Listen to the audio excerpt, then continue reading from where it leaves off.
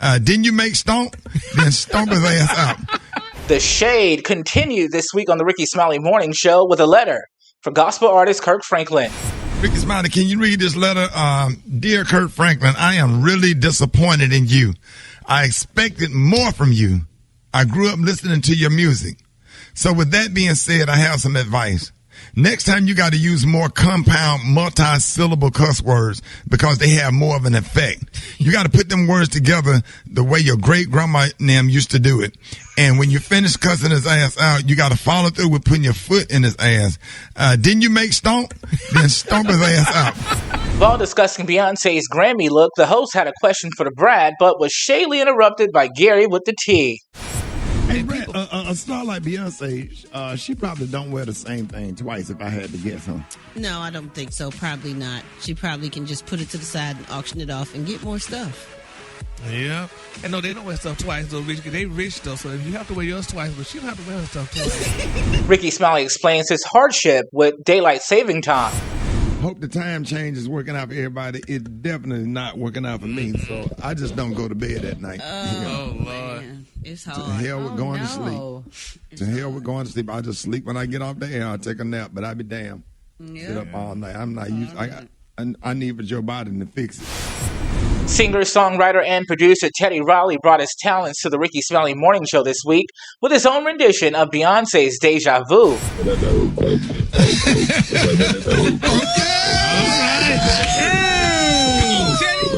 Come on, Teddy. Ricky,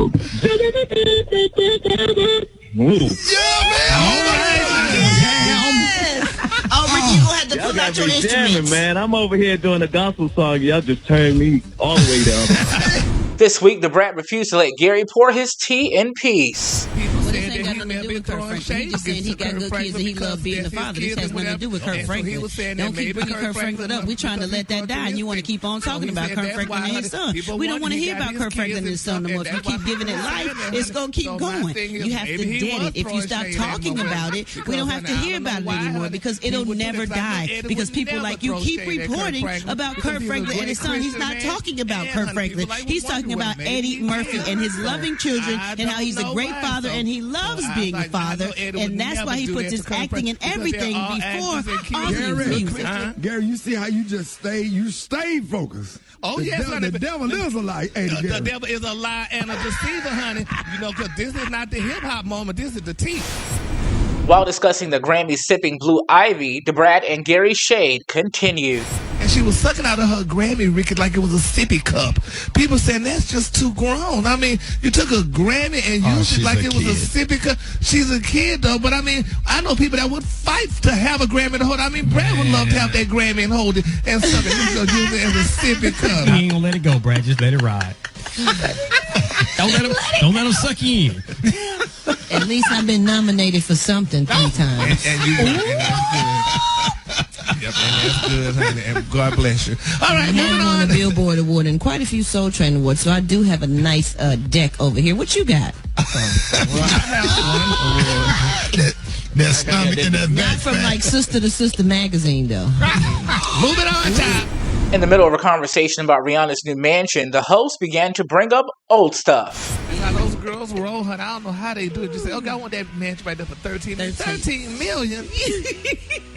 What you said, Special K? Like, he said Gabby Sittlebae had built a Krispy Kreme donut in her basement, and every time the hot light, he said she had built a Krispy Kreme donut in her basement and got the hot sign on it. Upstairs in her bedroom. Every time the damn light come on, she get up and run downstairs. Here's Rakti's joke of the day. So I was at a restaurant the other day, and I realized I needed to pass gas. The music was very loud, so I played it off and started passing gas to the beat. A couple of songs passed by, and I started feeling better. Jesus. Then I realized everyone was staring at me. Then I realized I was listening to my iPod. New duo Silk Sonic called into the Rickey Smiley Morning Show this week to discuss the inspiration on forming the group and making real music. We started a song idea in 2017, And during quarantine, I called Andy up. I was like, yo, remember that idea we had? I think I got something for it. Come down to the studio. It was actually his birthday. And he came down to the studio on his birthday. Drunk as hell, Ricky. Right. Laid them vocals, though. But he laid them vocals, and it just turned into like, all right, well, you want to come back tomorrow and see what happens? It was a Stimulus Spirit-led karaoke night out this past Monday with Rickey Smiley. Every last one of you right now need to be knocking over tables running, knowing that stimulus check is on the way. But you're sitting in here. You're waiting on the Lord to work it out. But through Joe Biden, he signed the bill. That help is on the way.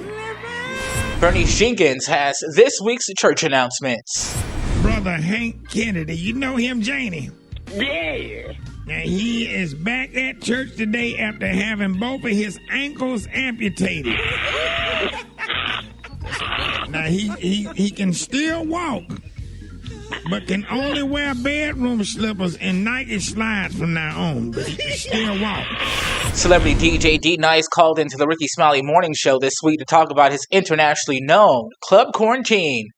Well, I mean, I know Brad can understand this as a rap artist and DJ. I was like sitting there freaking out, like, yo, what do you mean 2 months? What do you mean a year of not working? And I just decided to play music online just as a way to keep my mind focused. And no, I didn't think we would be here 1 year later. And no, I did not think it was going to have the impact that it did. Here's Rickey Smiley with 5 simple ways to make a woman happy. It's really not that difficult. You know how to make a woman happy. You have to be a friend, a companion, a master, a chef, an electrician, a plumber, a mechanic, a carpenter, a decorator, a stylist, a sexologist, a gynecologist, a psychologist, a pest exterminator, a psychiatrist, a healer, a good listener, an organizer, a good father, very clean, sympathetic, a friend, companion, lover, a brother, father, master, electrician. Already. You still going. Now you repeat it because you ran out. Ricky. You saying all the things that Come on now. You won't repeat. The show's Special K talked about things broke dudes have in common and ultimately put the brat to sleep. Broke dudes in the hood always had a baby mama EBT card on. They always had a baby mama EBT card. Sometimes. Yeah. They always have a bunch of kids. Yeah, Brat yawn. That's what it was. Wait a minute. Hold on. I think that's Brad. Hold on. Somebody trying to send a message. Pop and R&B star Deborah Cox got the show back on their feed, smashing the Nobody's Supposed to Be Here challenge. How did you get here? Nobody's supposed to be here.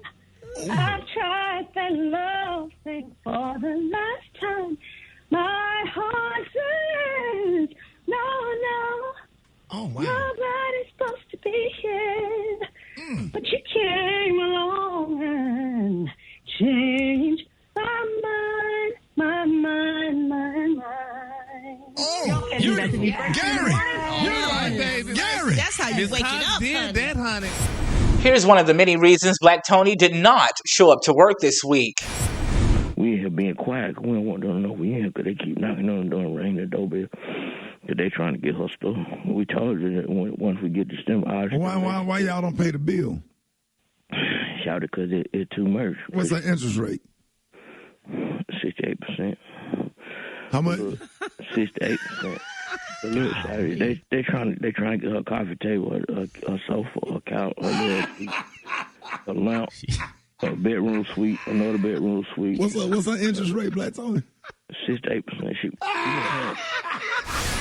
Friend to the show, Fat Tasha called in this week from her PT Cruiser.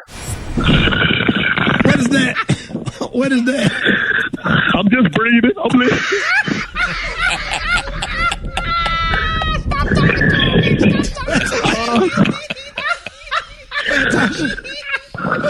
What, Ricky? What? When you take Kiki to cash her stimulus check, where else you got to go today?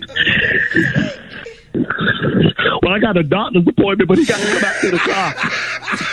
The doctor got to come out to the car. You not getting out of combat, Tasha? Hell no. Let's send things over live to the Rickey Smiley Morning Show studios. All right, y'all, Rickey Smiley Morning Show, man. A lot going on, man. Those stimulus checks have started to hit over the weekend. Let's check in with my man, Rico. Rico, where you at, man? Oh, man, I'm right here live in front of the King Crab House where they said they don't have any fucking crab legs left. Now, I'm going to tell you, they said a young lady came in here and bought a set of crabs. Now, they said she might have got away with one that was pregnant, but we don't know how that went with her coming in here spending her stimulus money. But you guys got to make sure you stay tuned right here in front of King Crab House because I'm going to tell you, it's going down like Joe Brown right up here.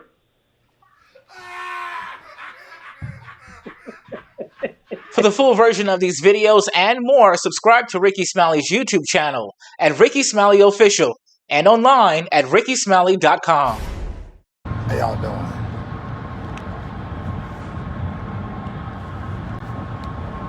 I feel like I need to explain my last post. Y'all come on in. So I just put out a post and I don't care who get mad, fuck it. So I just put out a post. I hooked up a family member with a job that could potentially pay him 6 figures if he hustled. So a family member damn near homeless, trying to set you up where you could, for the first time, get your own place. For the first time, probably, get out of the city that you live in, so you can move to another city to have an opportunity to grow. Those of us that have had to live in another city have had an opportunity to grow and get out of your comfort zone, get away from your friends, family members, get away from the rat race, so you have an opportunity to grow and man up and become a man and grow. So I said, hey, all right, you leave tomorrow, you got everything packed up? He said, yes, I'm packed up. I said, okay, here's one of the things we talked about earlier. I'm gonna go ahead and get your plane ticket and get you out of here, and I put you on a flight, send you on down there. The man that got you set up already, got you a roommate, cause the places you're gonna be working, man, the tips be like, you can, if you hustle, man, you can get I've seen people get $200 to $500 in tips every day, plus your salary, right? So, I see a couple of people on the, on the comments. I said, hey, so when you go down there, I already called the people. I talked to the people. I need you to go to the barbershop and get your hair cut, and go ahead and get your fresh start, because one thing about dreadlocks, they can grow back. Go down there with a nice, fresh, clean, neat look, and because you represent me, if you don't want it, don't agree to take it. So you said, okay, cool. So when it come down to it, I say, hey, before I get this plane ticket, go to the barbershop, take a picture of yourself, send it to me. I'll go ahead and book your flight to make sure that you are on point and that you're looking out. Now, the job don't require that. I required it, right? Again, in my book, what I talked about, like I said, I was on stage at a show.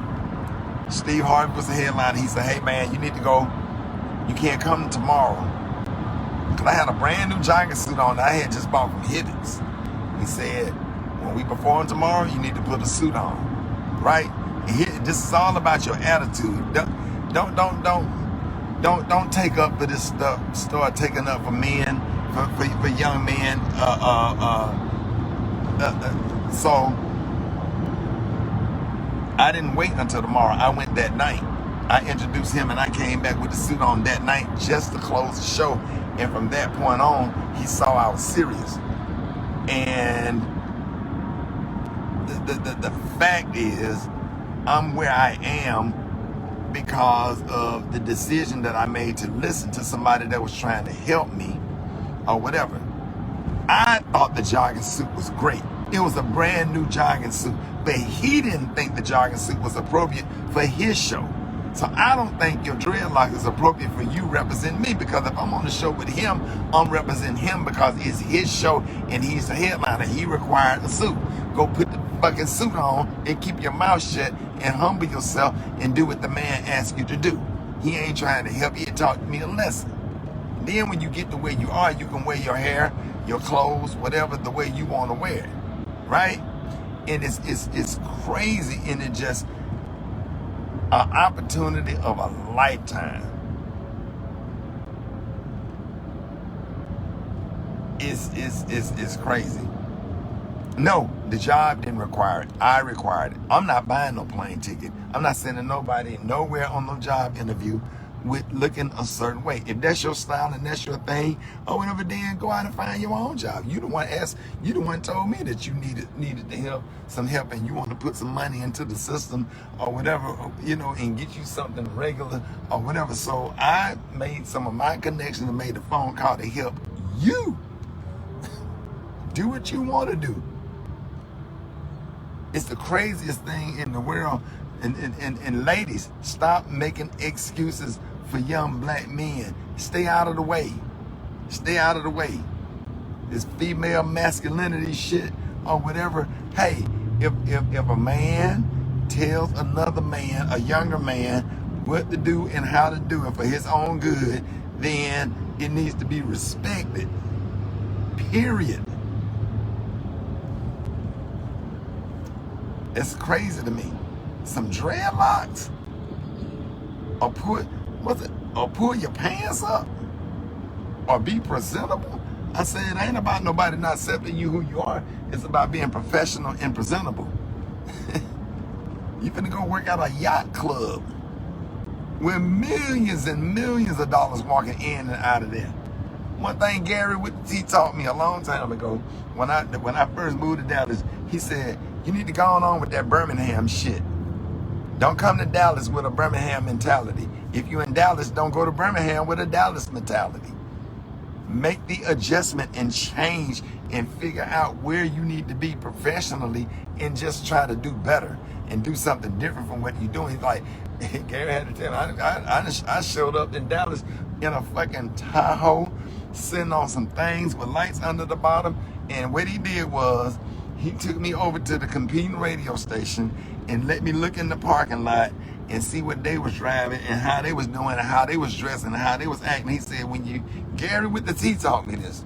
He said, when you look like you got money, money will come to you.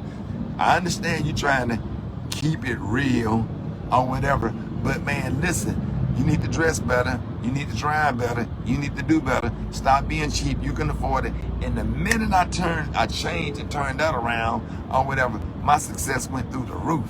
Just a little advice. I didn't cuss him out. You know what I'm saying? I didn't tell Steve, well, fuck you. I'm finna go. I'm not going to do the show then. What? I ended up opening up for the Kings of Comedy. And then I end up with this syndicated radio show because of that one decision to be respectful and obedient. Respectful and obedient. Yes, sir. But I thank God for my granddaddy, because what my granddaddy taught me was discipline and respect. And when you have discipline and respect, you're going to go farther. So, this the video, because it was just too much to type. So this the video in response to what I last posted. Anybody give you an opportunity and you want the opportunity, whatever they require you to do to get your foot in the door, then do it. Then do it. Anybody turn down an opportunity of a lifetime, it's fucking crazy. I said what I said, and get mad at me. I can't wait till this damn next book come out. When this next book come out, they out with shit. It don't matter, because half of them don't fuck with me anyway. But when this next book come out or whatever, I want to thank all of my family members for the content. Thank you so much for the content, because this next book is going to be great. Because it is what it is. And I don't make nothing up. I just report it. So, I'm not stressed out about it. Hey, you know, you can't make nobody want nothing better than you. And I don't care what you say about me, because all my shows sold out for the weekend. My outfit hanging up. I'm about to go down here and get my ass on stage and get these jokes. I just got off work and driving down to Houston, so it's all good. But just remember, anybody provide you an opportunity, humble yourself, shut up, do what the folks ask you to do, get your foot in the door, become successful, and then sag your pants, or wear your Air Force Ones, or grow your dreads, or get your rims, or get whatever you want to do, but get your foot in the door first. Trust me on that one. Y'all have a blessed day. Peace. Let me make another point. And I ain't mad. I'm just challenging women at this point, because it's a problem. And you know, I get a lot of backlash from women, from black women, when I correct my grandson or when I discipline my grandson. Now, what I'm seeing on the timeline is black women questioning me and my mentorship to a younger man. And it's crazy because y'all say it ain't no good men out here, and men lazy, men don't want to work, men ain't shit. And when you see a man trying to mentor, put somebody in a better position to be a man, to be a real man, or trying to create a king, you make excuses for him.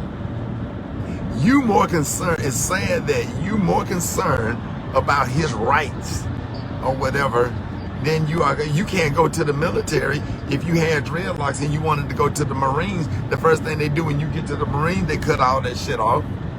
So how many people, and I don't know too many people, unless they got post-traumatic stress disorder or something, that ain't successful coming out of the military. Because one thing about the military, two things you're gonna get in the military is discipline and structure, right? And I'm not against dreads because I had them. I wore them because I could wear them. But when you're trying to get your foot in the door and somebody trying to help you and put you in a position to win, once you get your foot in the door, then you can rock your hair or rock your shoes or rock your sock. But it wasn't a corporate job or whatever. It was my requirement because I'm invested in it.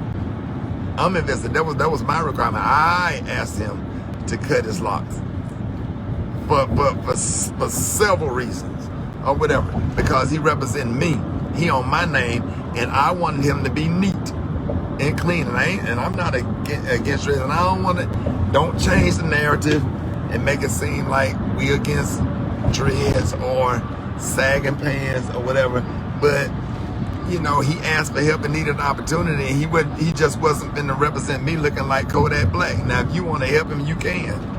You can help him, you can give him a job or whatever. But if I put you on to the shit that I'm putting you on to, this wasn't no job at Burger King. And God bless anybody that worked at this I'm really putting you on. So if I put you on, then you got to represent me when you put your foot in the door, because you only get one time to make a first impression. You only get one time to make a first impression. So everybody on here that's talking their shit or whatever, if somebody came to your job and they wasn't neat or whatever, would you hire them? If you was an employer and they didn't have an edge up and they stuff went cleaned up, and mustache went trimmed, beard went trimmed, pants went up, and they had their pants out, pants sagging, looking whatever, because that's them, this me, this what I'm doing, this what I'm rocking, this how I feel, that's just me. Would you give them a job?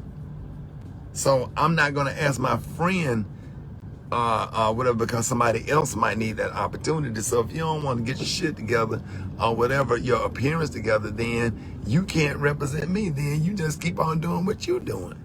Period. Point blank.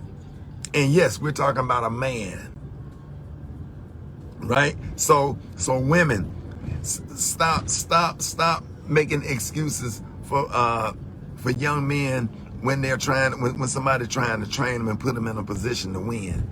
My granddaddy told my grandmama a long time ago, if you can't take what's happening to him at football practice, then you don't need to go.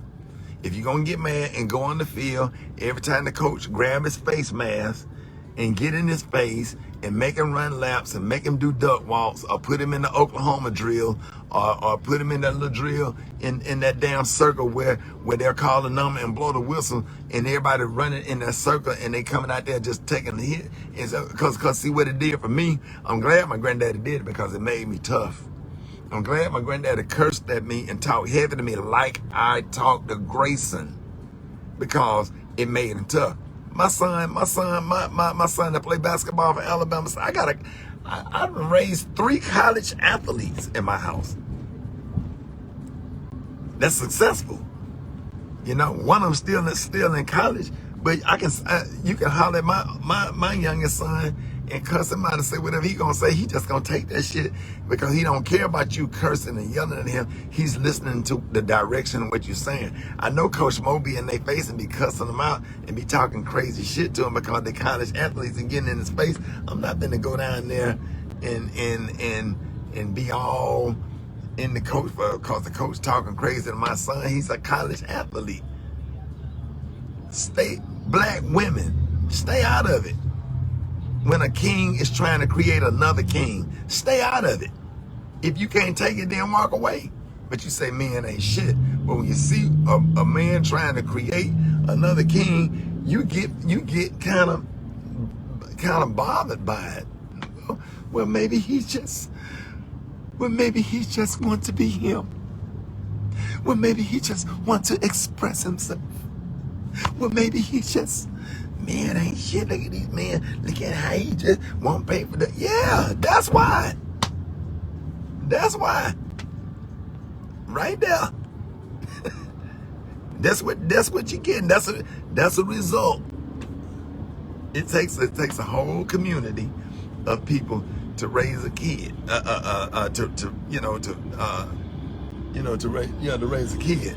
So, I don't mean this in bad spirit or whatever, but let a man be a man. And this video might sound chauvinistic as fuck or whatever, but it just is what it is. I cuss women out all the time. Don't tell me how to raise my goddamn grandson. You can offer advice. You can come on the inbox and offer advice and say, hey, Ricky, now this video, this made me uncomfortable. Here's why, or whatever. On the inbox, you can pull me to the side and make a suggestion, but no one, and if it is chauvinistic, it just is. No woman tell me what to do, ever.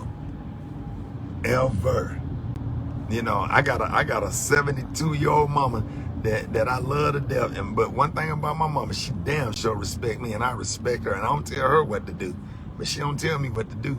She said, hey, my mama always started out with, hey, do what you want to do. It's your life, but here's what I have to say about this, and do what you want to do.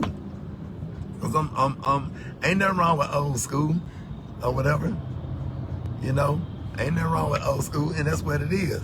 So, correction is real. Correction is okay. Especially when you're trying to create kings, you just can't let people do. If I would have invested and sent that man on down there to their job interview, or whatever, I'm like, shit, that would have been a waste of time because I already know what they're looking for. So let me just cut that off and then go find somebody else who's serious about it. Like real talk. So I ain't upset about that shit. Do you? The hell, don't ask me for no help. If you want help, I'm gonna give it all the way to you. I ain't gonna give it halfway to you. I'm gonna give it all the way to you. But it's some stuff that comes with help. People just can't help you the way that you want them to help them. I mean, if you really want help or whatever, and you want opportunities or whatever, I'll give you another example. My daughter.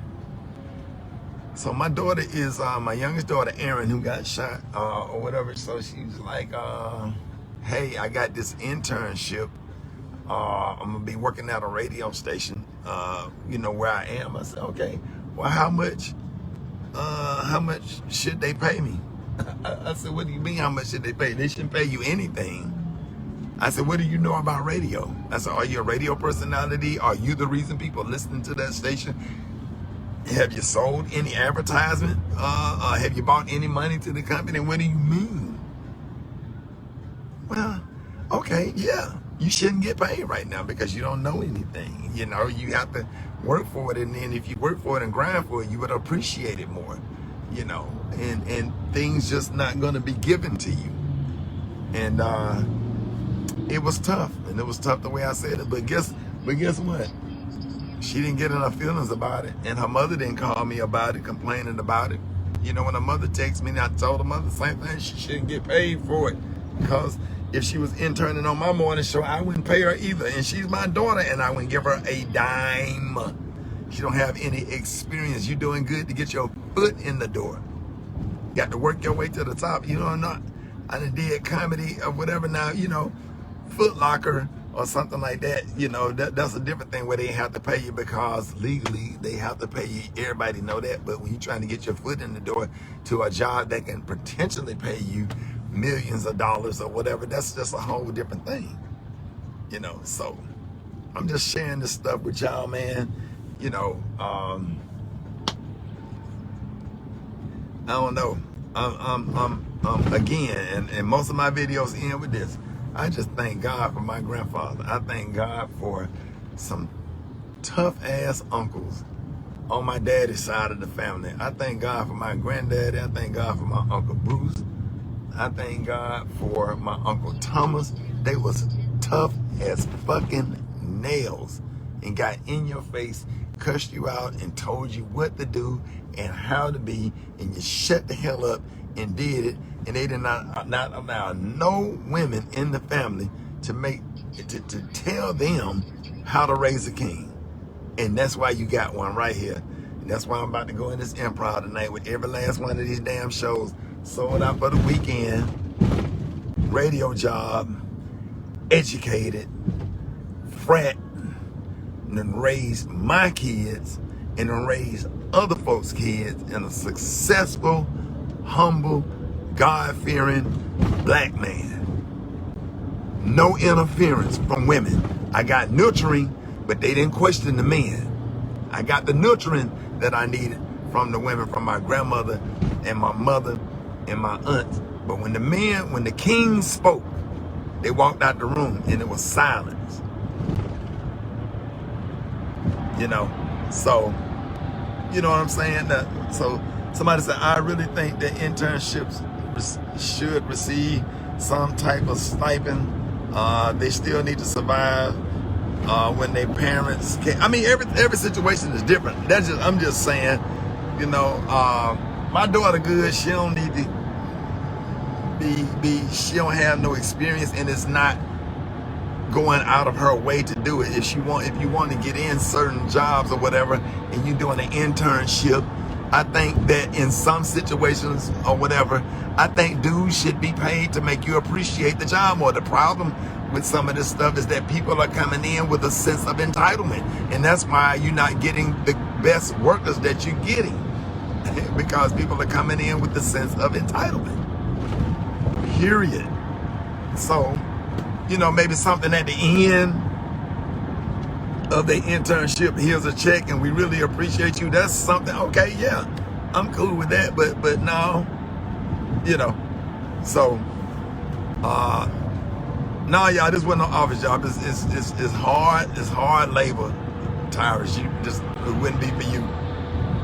No, keep doing what you're doing. You're gonna the stuff that you're doing, bruh. You're gonna be making a multi-millionaire. Keep doing what you're doing.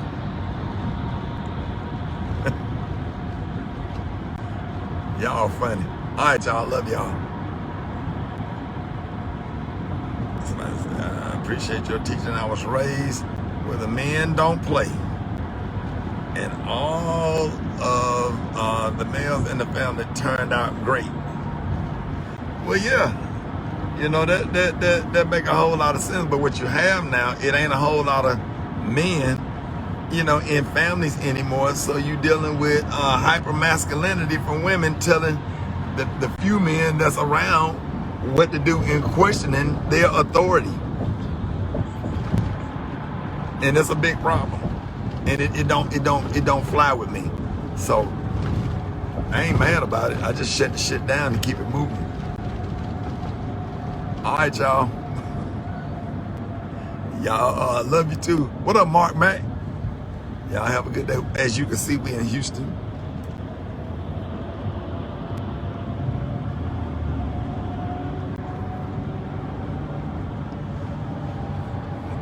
With all this common sense, and then I'm still funny. When I tell you I'm finna make these niggas laugh like hell, it's finna be crazy.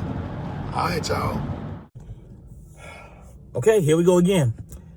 I'm really trying to be in a better space these days. I'm trying to be in a better frame of mind. I'm trying to be in a better mood. I'm trying to not be so Virgo.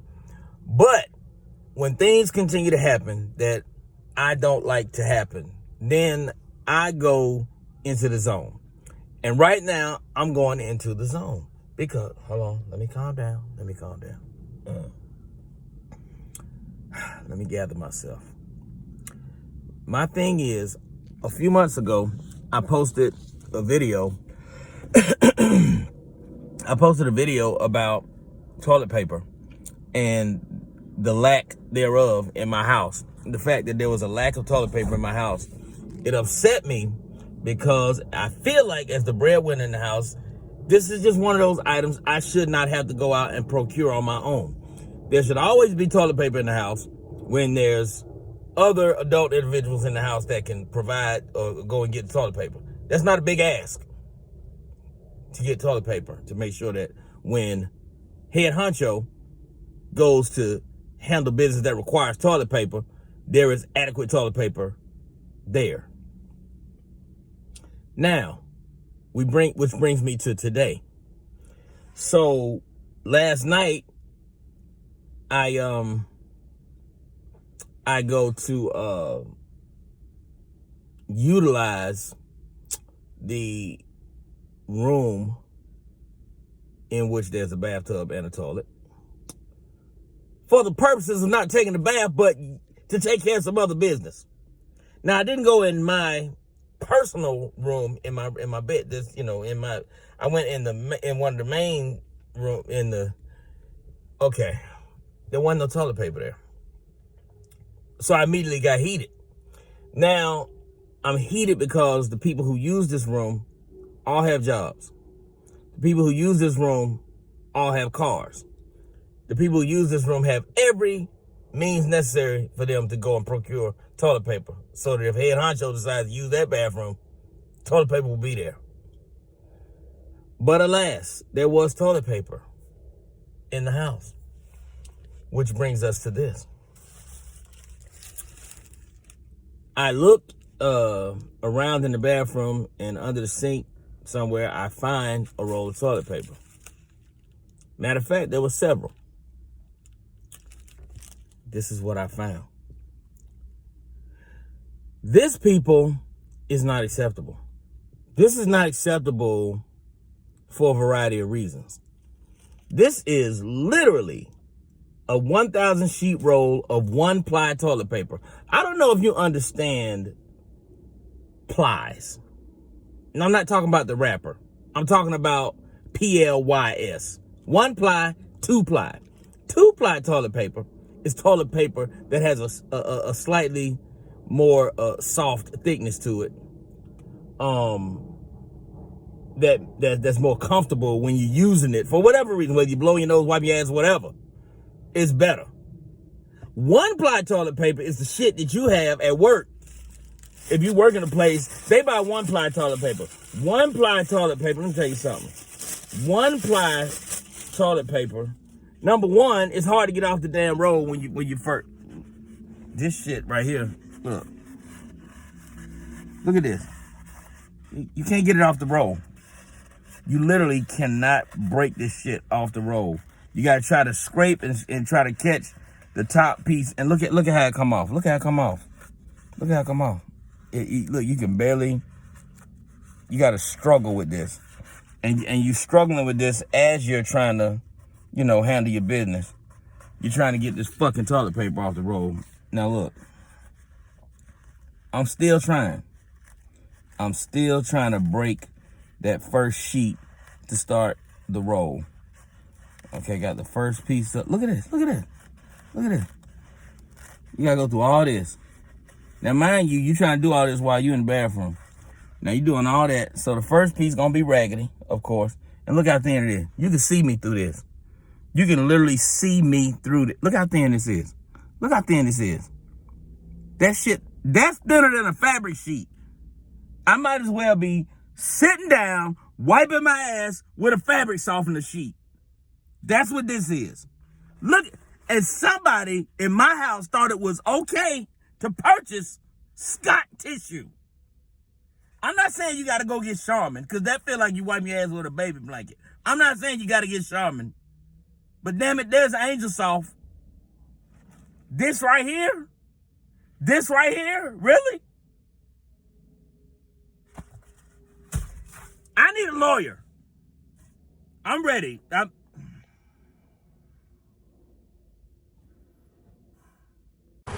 What's up, y'all? We at the Houston Improv, as you can see.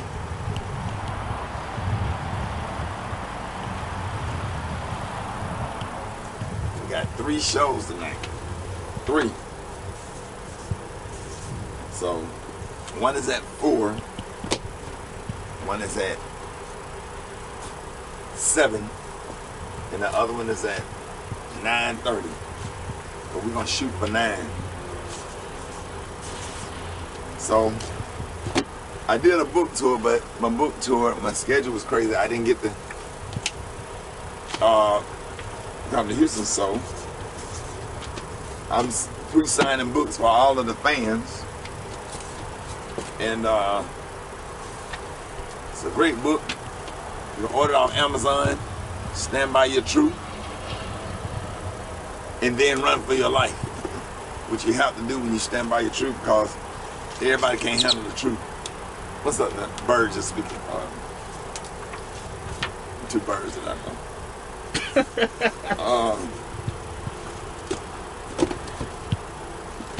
So, I'm excited about, first of all, being vaccinated. Thank God for his blessing, and thank God for my life and the protection of my family. And all of my kids have suffered from COVID and survived, so we thank God for that. We suffered a loss, rest in peace, to Pastor Fred, who was on our morning show, a comedian that was on our morning show. We lost him to COVID, but here we are a year into this pandemic, and we're just able to, one of the first weekends where it feels like we're coming out of it, that we able to get out. And as you can see, I do. Even though I had COVID and got antibodies or whatever, I still, fans are coming. I still mask up, you know. So they take these books to the front window or take them out. All right. Now they was trying to, birds asking me was they on wheel call. Told them I got their tickets. That's how we communicate. They know I am. So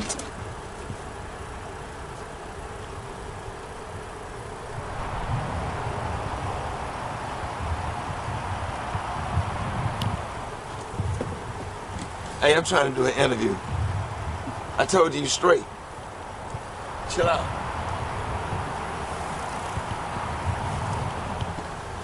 Then they be coming. That's why I eat outside. They come and take French fries off the plate and shit. Got a crazy life. Y'all be talking about birds. I'm dealing with real birds. You see.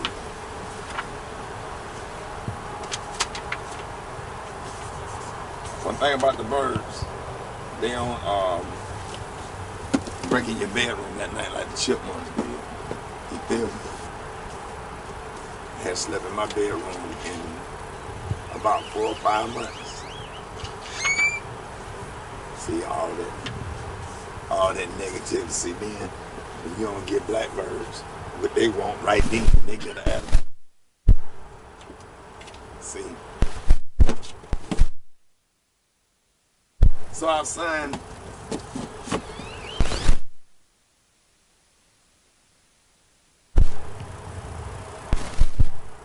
Shirley.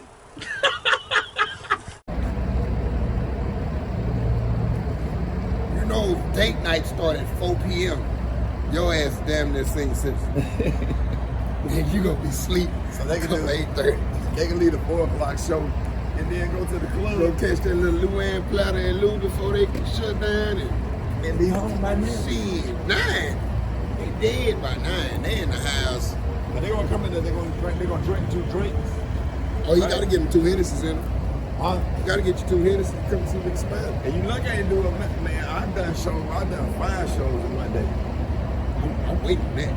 You want, if you would have wanted to do it, I would have did it. I'm waiting on that. We could have did it. You could have did a 1 o'clock, yeah, a 3 o'clock, a 5 o'clock, 7, 1 o'clock, 3 o'clock, 5 o'clock, 7, and 9. And get out of there. And then out of there. Shit. We could have did 5 freaking shows in one night. Perform all day. Yeah. Had a ass up. Lead dog ass time. Whole back wallet swung. Man, this man Black Run here, signing in, checking in yet again. We are in H-Town, Texas, man. Houston, you know what I'm talking about? They got the Dallas boy and that Birmingham boy. They just got Alabama and Texas off here, man. I don't know what you did if you didn't come see me, Blame, and Rick this weekend. But you know you was bullshit. Maybe you was saving your money for Easter, cause you know that's next week. And, you know your suit got to be ready and shit and everything like that. I'll let that be your reason. But you missed it. That's all I'm gonna tell you. I was funny. Rick was funny. Shit, Blame was funny. It was a nigga. Earthquake came last. Earthquake came through. Dez White. Yes. Dracula oldest son. This nigga had on a burgundy 3-piece cranberry tuxedo, walking around just to be seen. Niggas so happy to be outside Texas, wide open right now. Niggas don't know what to do. These people got masks on, no draws. It's going on, man. You should have been here. Yep. So this is what backstage is like. So we just kind of, that's how you walk into the comedy club. They probably already letting the people in. It's sold out. So we just back here, chilling out. They're gonna go on stage. He'll go second. So I hate going on stage behind him, man. That nigga rip up. That brother's funny. Dangerous. You don't want to go on stage behind. If you go on stage behind him, you better have some experience, cause that nigga there, hey, you probably give people booed. Know what you do? Give people booed. Give people booed. That nigga there, he probably give people booed. That's what he do.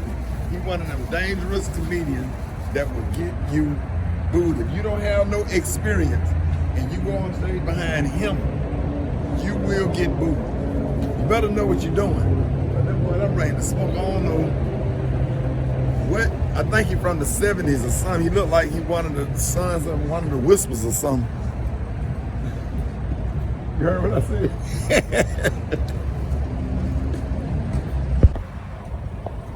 What up? Hey, I got my clothes ready for the last show. I'm a killer. Shout out to my stylist, Kayla Booth. They be getting on planes, flying all over the country to make sure the cues look good. See, when a Delta gets you right, the Delta, they gonna shout, they gonna hit you up with love. Like, bam! Ooh, that third show gonna be a mug!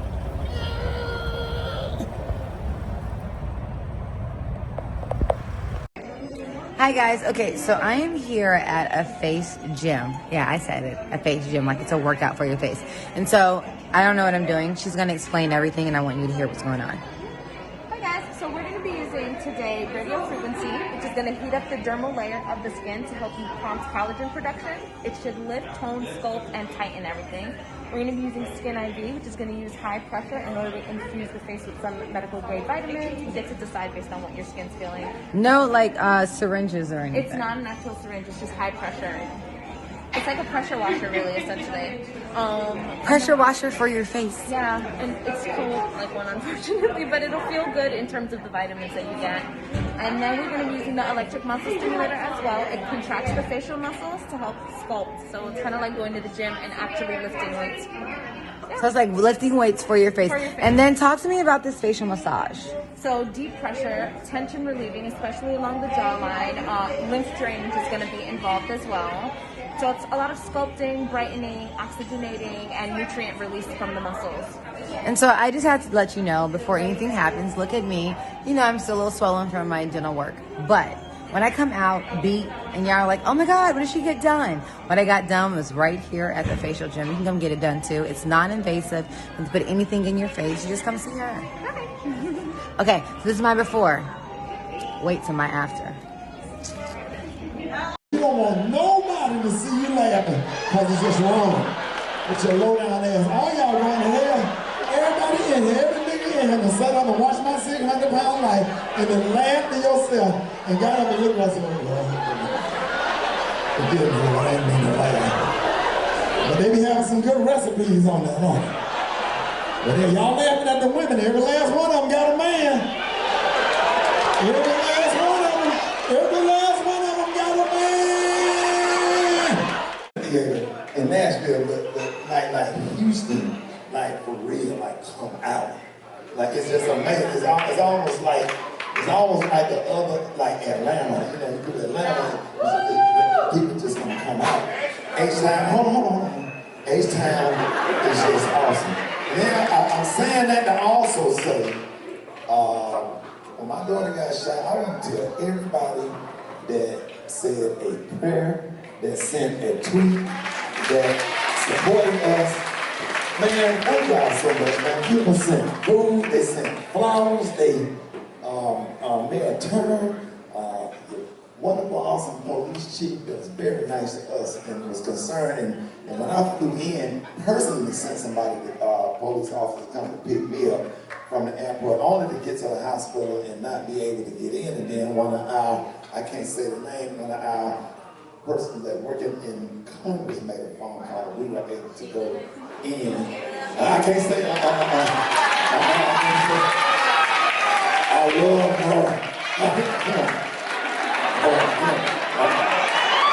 And almost, she told me to keep I'm just saying. Somebody pulled some strings, and I really, y'all keep that, please don't do that, because I want her to be mad because she will call, she have corrected me a few times, she don't play with me. I can't come right away. Well, you can come when I call you. When I call you, you need to talk to me. I say, yes ma'am. And I get nervous when she be on the phone. That's not talking to me. Well, that's your damn high school principal right there. You shut up when she call you on your phone. You better answer. I don't care what you're doing. And you better be respectful. And you better listen. That's it. Whatever she say do, you just got it. It just be some people, whatever they say do, you just got to do it. Shut the hell up. I don't care who you are, where your star status is. When certain people call you, shut up and do what you're told to do and move on about your day. They can be dead wrong. I need you to go, what's up, bitch? Yes, man.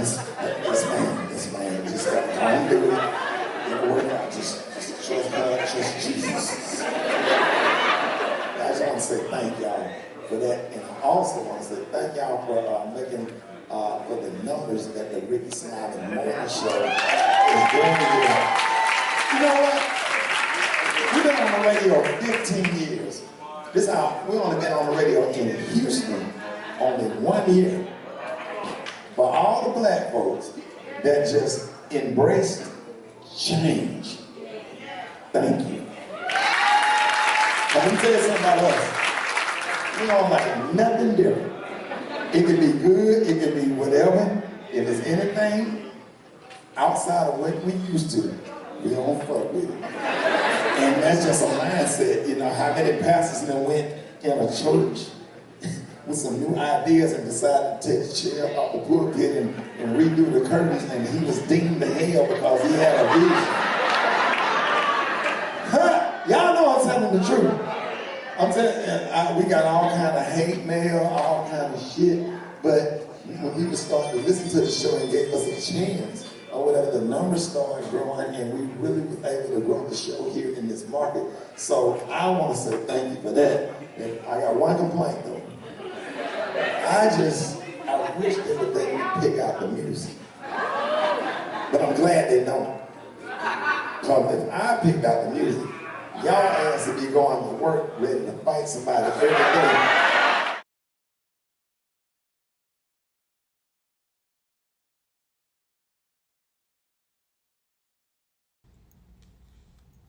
Grand Rising. It's a beautiful Monday, which means it's a beautiful day for a beautiful day.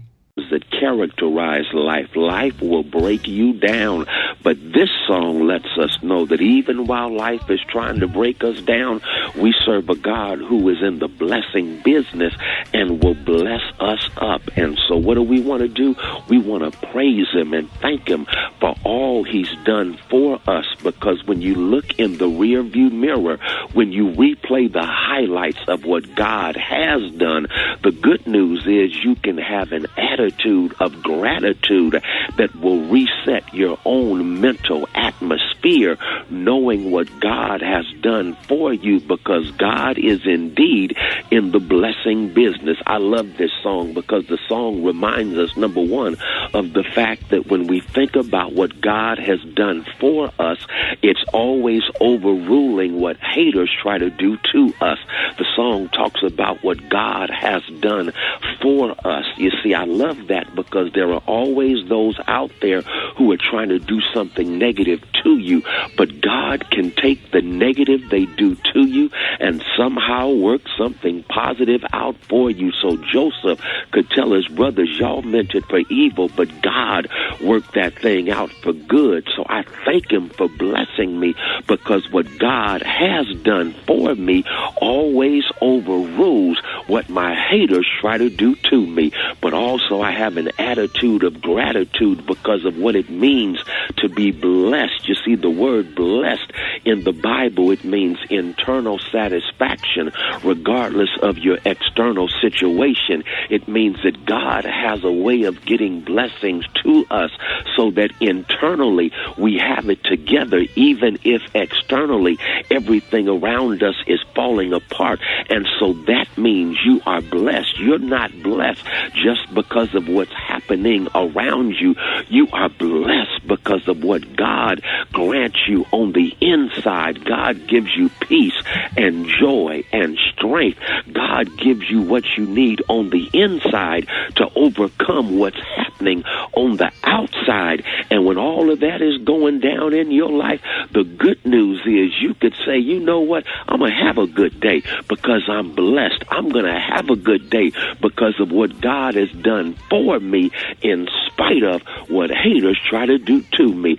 So I just want to say thank you for all God has done for me. Ladies and gentlemen, the senior pastor of Friendship West Missionary Baptist Church, Dallas, Texas, Pastor Haynes, let everybody know how you could be reached. Hey, you can catch me on social media. I'm on Twitter and Instagram at FH Unscripted. I'm on Facebook, Frederick D. Haynes, and my YouTube channel is Frederick Haynes. There it is. Pastor Haynes, love you, Pastor Haynes. Love you, Ricky. Thank you, bro. Yes, sir. Have a blessed day.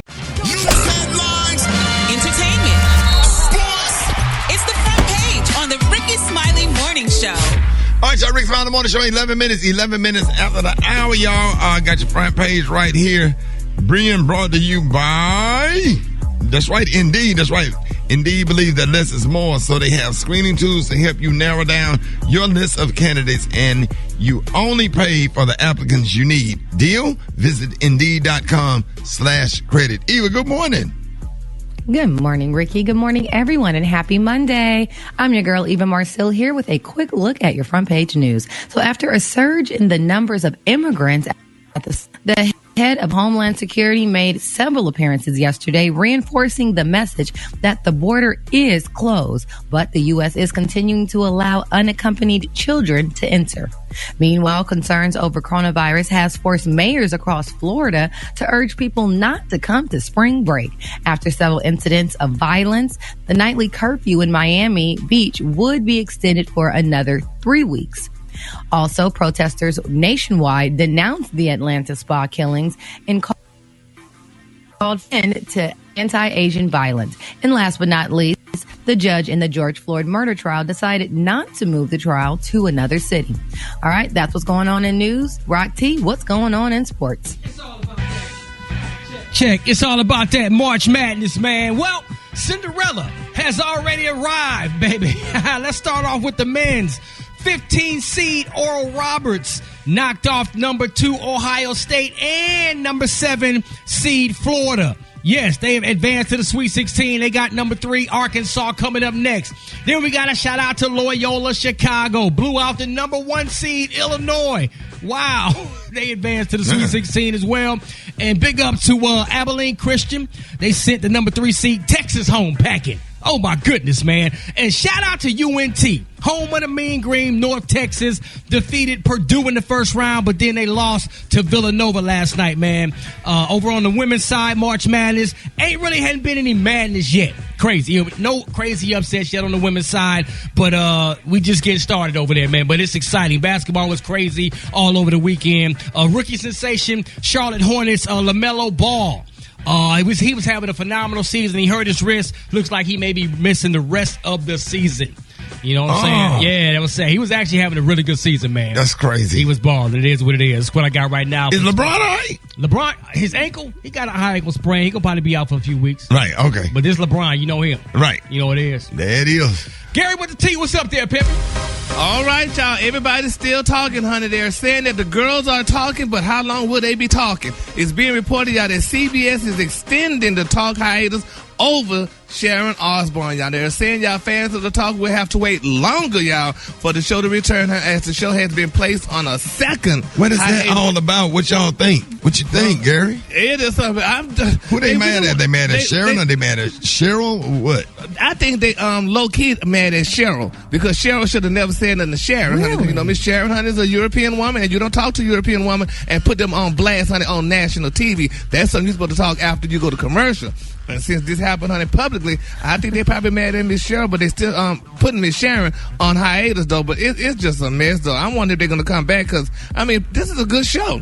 And they putting it on hiatus for the second time. They say everybody's in limbo, and they say they want it to be over with. Now, they're saying that there's still no clear understanding of what the outcome is going to be. Now, they have to thoroughly look into the stuff. Now, they're saying there's a lot of new leadership, and they don't want this to repeat the days of Les Moonves. You know, Les Moonves was the president of CBS, and they let him go, honey, and that's Miss Judy Chen's husband. And, you know, they put Judy Chen in this mess, too. Judy ain't saying nothing yet. She said, y'all done got me out here, so I don't think I want to talk, honey. Miss Chen ain't crazy. She's trying to keep her show on CBS that they still have for her. So it's just a mess. So we're going to pray for all parties, y'all. We might need to try to get Cheryl Underwood on the show and see if she could talk about it. Yeah, absolutely. Because she's a friend of the show, so we need to see what's going on. So we're going to keep them all lifted up in our prayers, y'all. So we still want to talk.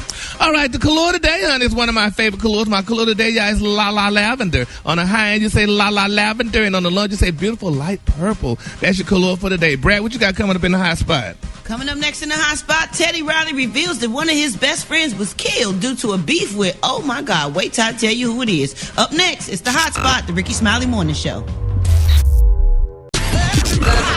Drop it like it's hot. Drop it like it's hot. So hot and that's hot. You can catch me at the hot spot. It's the BR18. All right, Rickey Smiley Morning Show. Hey, the time right now, 29 before the top of the hour. Y'all, the segment's being brought to you by Protect My Car. That's right, with Protect My Car, you can stop paying for car repairs and get protected before your rent repair bill hits. Dial 800-594-7160 on your mobile phone now. That's 800-594-7160. Time for the hot spot with Brad. What you got? What up, Ricky? Good morning, everybody. I'm your girl, Brad Tat Tat, and this is the Hot Spot where we bring you music, movies, and more. So let's get off into it. During the episode of TV One's Uncensored, Teddy Riley reveals that he left Guy after his best friend and security and manager, Anthony B, got killed amid beef with New Edition. He said, my big homie, Anthony B, he got shot, and it was a beef between New Edition and Guy's camp. He continued, my friend Anthony B got shot 3-4 times by one of the New Edition guys. I don't want to put his name out there because he's forgiven, but he was defending himself, and the reason why I quit the group was that I lost my best friend and I couldn't take the pressure. Did anybody see this last night, y'all? I watched it, honey. It was good. I mean, Unsung and Uncensored were both good. Now, Unsung had Morris Day, and Uncensored had Teddy Riley. I mean, Teddy Riley was telling some stuff, y'all, you wouldn't believe it. He opened up. And, he said he only got paid $1,500 for doing Keith Sweat album. And it was $1,500, honey. He said that's all he got paid for. And still, there's a lot of people out there now today. And he made a public service announcement telling them that, they still have a lot of money like in the vault. If that one person will come on and sign because Teddy has the final say, he said they all could have money. But it was very touching. I just love the way he talked. He just has a mild-mannered voice. And he just was telling the whole story about the situation. It was very interesting last night. And Unsung Brad was even better, y'all. Morris Day was on there. And he told some stuff about Prince. Ooh. And it was very interesting. Wow. It was very interesting. It was some good TV last night. Oh, I'm going to have to see both of those, Gary. Yeah. What else did Teddy talk about in the interview? Well, he talked about, the women he dated and stuff, and one of his best friends, a guy who he signed on to the record label, took his girlfriend. What? Ooh, Lord. Yeah. Oh, yeah, This is interesting. Lisa Wu was one of the dancers in one of his videos, and they were friends. And then Lisa Wu wound up marrying Keith Sweat. Ooh. Well, we're going to wrap up the hot spot on that pouring hot cup of tea note. Oh, my goodness. Coming up next, y'all, we got Rock T's Joke of the Day, and we got your wake-up calls at 866-9-RICKY. Hit us up at 1-866-9-RICKEY. The time now is 25 minutes before the top of the hour. It's the Rickey Smiley Morning Show. All right, ladies and gentlemen, it is about that time. Rock T's Joke of the Day. Joke of the Day. Joke of the Day. Joke of the Day.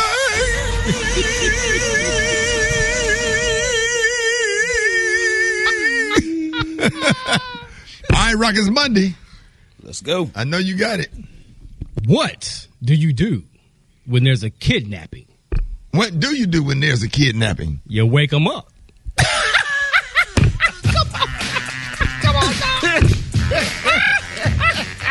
Gary. That one was cute. I'll give him an A for effort. Eva. I liked it. Brad. Yeah, I'm cool with that one. Brad, wait a minute. Stop the music. Wait a minute. What? I'm cool with that one. That was good. I like that one. Brad, you ain't never, the whole time we've been on the radio, you ain't never liked the Joke of the Day. I didn't expect that. That was a good one. I didn't expect him to say that. Special K, you're a professional comedian. Yeah. He's ready for Netflix, man. Let's get it. Yes, sir. All right. Okay. I'll be here all week. All right. You say you'll be here all week? All week. Yes, sir. That's right, y'all. We got Dr. MJ Collier coming up next, man. If you got any COVID-19 vaccinations or questions, you can call right now, 866-9-RICKEY. Come on, let's go back to Tuskegee, my freshman year in college. Listen to this in the dorm room, boy. What? Who was your ass in love with when this came out? Woo-hoo! On the phone talking about I ain't sleep, you sleep. Come on. I mean, I'm sleepy, but I ain't sleepy. And it is y'all, Rickey Smiley Morning Show. Hey, the time now is about 13 before the top of the hour, y'all. We got the one and only Dr. MJ Collier on with us this morning. Dr. Collier, good morning. Good morning, Rickey Smiley, and happy Monday. We're here today with your coronavirus update, where we have now vaccinated over 43 million individuals have completed and are now considered protected from the coronavirus. So that's good news, despite the 555,300 total death toll.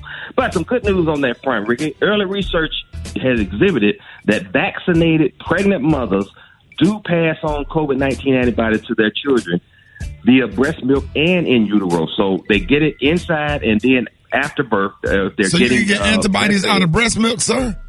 Yes, you get antibodies out of breast milk as well. So that might get a lot of fathers vaccinated secondarily. So hey, you know what, preliminary studies show. Numerous preliminary studies show that pregnant women who got an mRNA vaccine, such as those from Pfizer or Moderna, had COVID-19 antibodies in their umbilical cord blood. That's how the babies are getting it.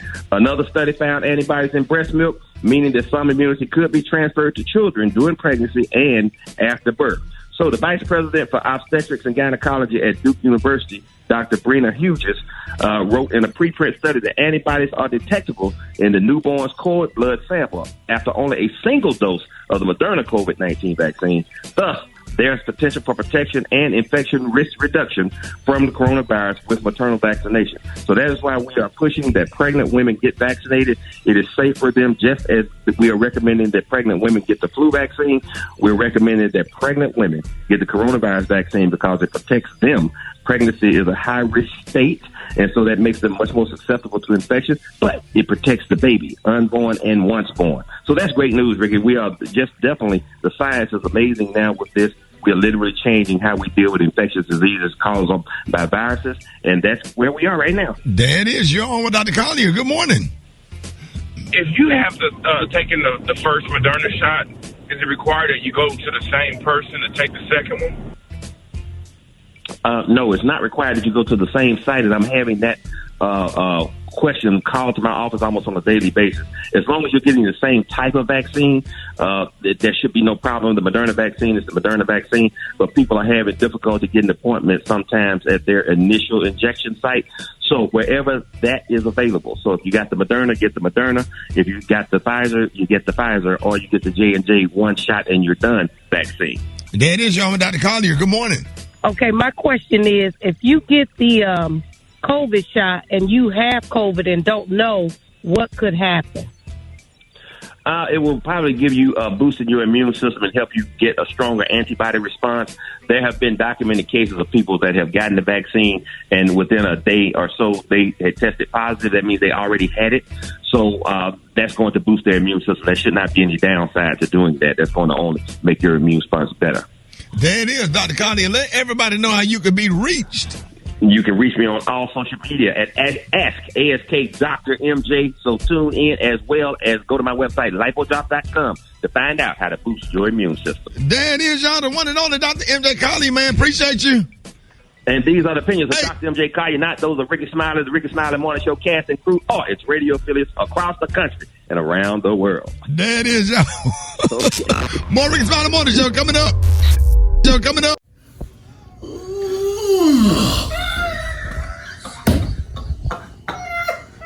Brad.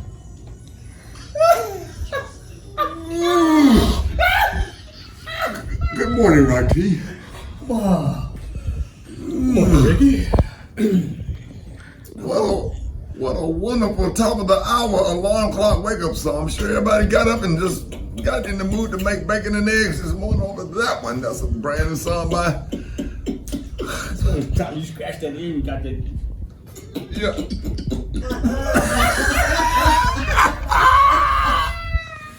Oh boy. Beautiful top of the hour. Top of the hour. Alarm clock's going on. You waking up to Maxwell. That'll get you up out of bed and ready to start your day with Maxwell. Maybe this song is called. It's Gary. I wanna hip you to the teeth. It's Gary, baby. All right, y'all. 4 minutes after the hour, let's get this thing back going, man. Ricky's about the morning show. Gary, good morning. Good morning, Ricky. Good morning, America. Good morning to you, y'all. It's a beautiful, beautiful day in the neighborhood, and here's what's happening in celebrity news, y'all. Just in time for Easter, y'all. The prayer warriors are being solicited, y'all, for Miss LaToya Lucky, y'all. We're praying for her strength, y'all. Now, it's being reported that her estranged husband, Mr. Tomicus Walker, y'all, he said, honey, he put it all on social media, and the world is talking about it. He said, I need my wife back. He said you need a bag, honey. And they're saying, y'all, you need a bag. They said we should have thought about that when you're out there allegedly cheating and screwing all these other different doggone women when she was out there making Greenleaf and making all these shows and stuff, and she was out there being lonely. All right, strippers don't count. What? Strippers don't count. Why they don't count? They're a woman. Because you're not emotionally attached to them. It's just the clapping and the glitter. Right. And that's what y'all say. Y'all not emotionally attached to none of them. But, honey, you got something that's attached to them. And, honey, that's not a cute look. So, no. He put y'all, I'm in a whatever happens mindset. I'm no longer going to force things. He said, I'm going to start letting go and allowing blessings to flow. And some people out there say, oh, wait a minute. They say, ain't nobody, honey, out there looking for you, bro. They say, honey, you should have thought about that when it first happened. They say, ain't nobody checking for you, Otis. And somebody said, they called him Otis. And they say, have you treated her right the first time, honey, you wouldn't be posting this. And so on and so forth, y'all. But so let's pray for LaToya's strength that she don't turn around and go back to this man. Oh, Gary, now that's not. They have kids, a beautiful family, and people Sure make do. mistakes. Or whatever. Just remember, y'all, I got a new program called Strippers Don't Count. You know, to help rehabilitate men or whatever. As long as y'all don't kiss and there's no kind of emotional attachment, Right. strippers don't count. Okay, a lap dance here and there between you get 2 lap dances every 10 years. Right. Keep a marriage strong. Oh, whatever, honey. Moving on, y'all. In other celebrity news, y'all, this is a very sad story, Ricky, and this is somebody close to y'all, and I hope y'all called him and talking to him, y'all. It's being reported, y'all, that Miss Kenya Duke, the beautiful wife, y'all, of Gary Owen, has filed for divorce. They're saying Kenya Duke, honey, they share 3 beautiful children together. They've been married for 18 years, and she and Gary Owen, comedian Gary Owen, are calling it quits, y'all. They say she reportedly filed the papers on Friday in Los Angeles Superior Court. Now, they're saying that the divorce from his wife, they say it doesn't show if it was cheating or not, but, you know, they're assuming that it was cheating. Now, they have 3 beautiful children. They have sons, Emilio and Alton, and a beautiful daughter named Kennedy, who all seem to be adults, they're saying. So, let's just keep them lifted up in prayer. Why nobody's staying together no more? And Tina Turner wrote the song Let's Stay Together, and nobody seems like they staying together no more. I mean, Gary, it just happens. I mean, that don't just 70% happen. of marriages end in divorce. So it happens. No, it don't happen. It happens if a man go out there and cheat on his damn wife. That's the only reason people get divorced. Well, that's 99.99999%. No, it's not. Yes, it is. 99 point what?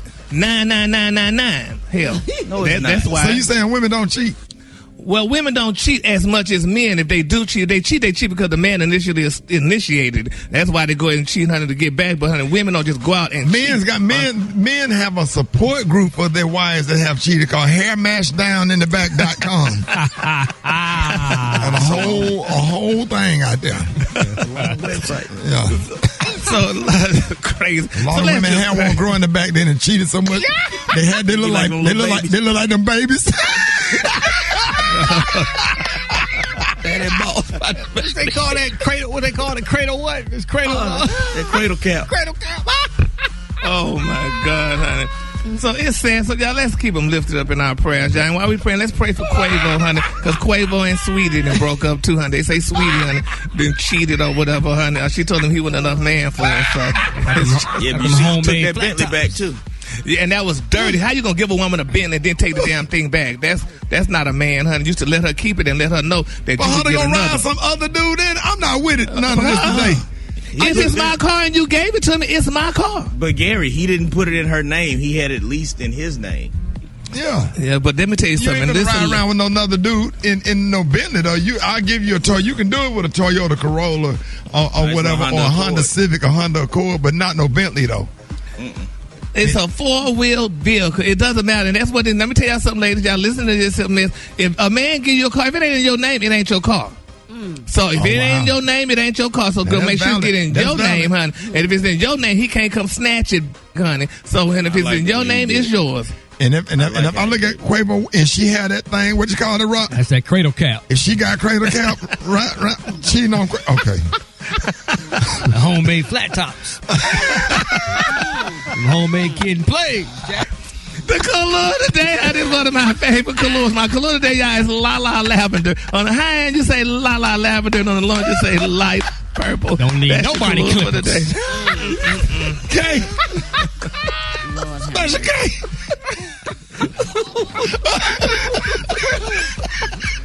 That kid and play that thing standing up in the back. Ain't gonna hurt nobody. Lay on down.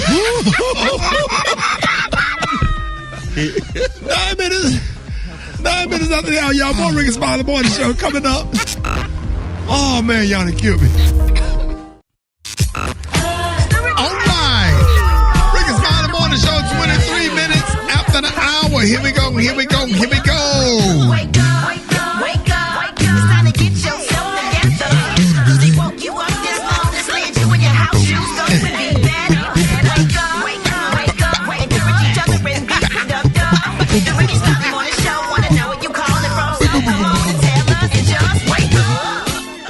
A wake-up call for James A. Koff and all the workers at Rookwood Pottery. Wake up, wake up, wake up. Hey, this your girl Lexi and my daughter Leah. We calling her Wake Up. Bunny Taylor, wake up, Papa. Good morning. This is Big Lynn from Wilson, North Carolina.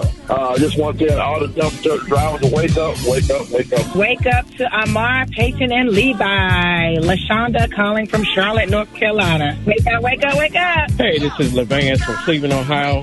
Everybody that went to the casino with a stimulus check, wake up and come on home. It's a wrap. Where you at, Miami? Wake up. Seattle. Wake up. And Detroit. Wake up. Wake up, wake up, wake up. St. Louis. Wake up. New Orleans. Wake up. And Memphis. Wake up. Wake up, wake up, wake up. I appreciate you, Brett. You welcome, Rickey. 25 after the hour, y'all. Hey. Miss Bernice Jenkins. Good morning. Good morning. Good morning. Janie. Yeah. Make sure you take your allergy medicine. Yeah, so live. You got your shots yet? Oh, yeah, yeah. You got one? I got one. All right. Because we got churches to go to. That's right. We got to get back to serving the Lord. So have. Serving the Lord will pay off. Yes, it will. Oh, yeah.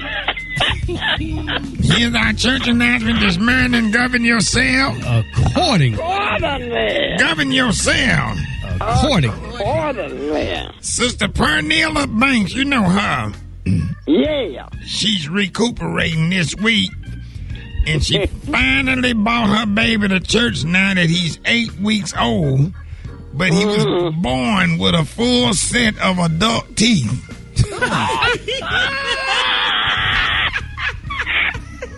And she tried to breastfeed him downstairs in the nursery. And she had suffered bite wounds.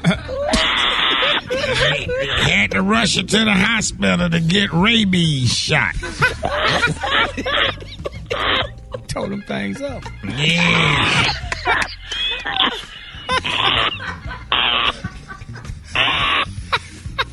"83-year-old Deacon Alvin Caldwell is 96. Wait a minute. 83-year-old Deacon Alvin Caldwell is 96. Okay.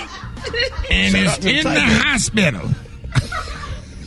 And he drunk a whole case of Colt 45 on Friday. And got a hold of a bird scooter. And tried to ride it through the $6 car wash. And he had almost made it until he got to the dry part. And that strong wind blowed him into the wall and cracked 6 of his ribs.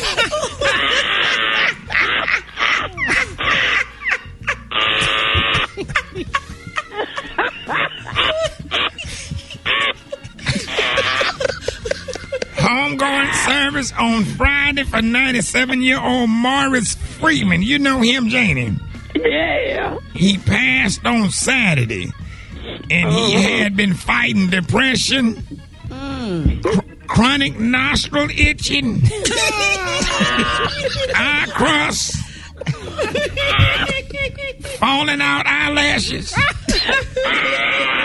foot blisters, ashy knees, dry skin, ingrown toenail, outgrown toenail, ADHD, OCPD, CPT, HIV, Wait a minute. MSNBC, BET, VH1, and MTV. That ain't what killed him.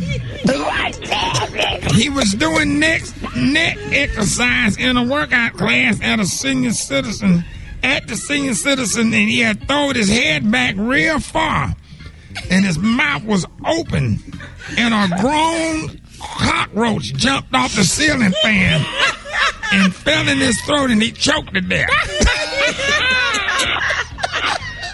That concludes our church announcements. Govern yourself accordingly.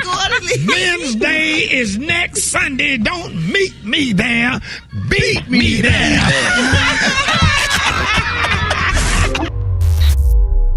Black Tony, what's up? I said, look, take me serious for one time.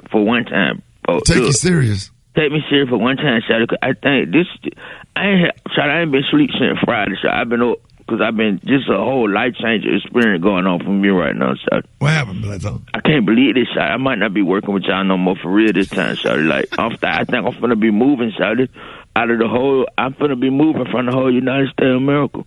I'm finna be moving. So you're gonna leave the United States of America? Yo, Shawty, this serious, Shawty. This is a life-changing experience for me right now. I got an email on Friday, Shawty. I got an email letter, and it said that I'm a higher, Shawty. It said what?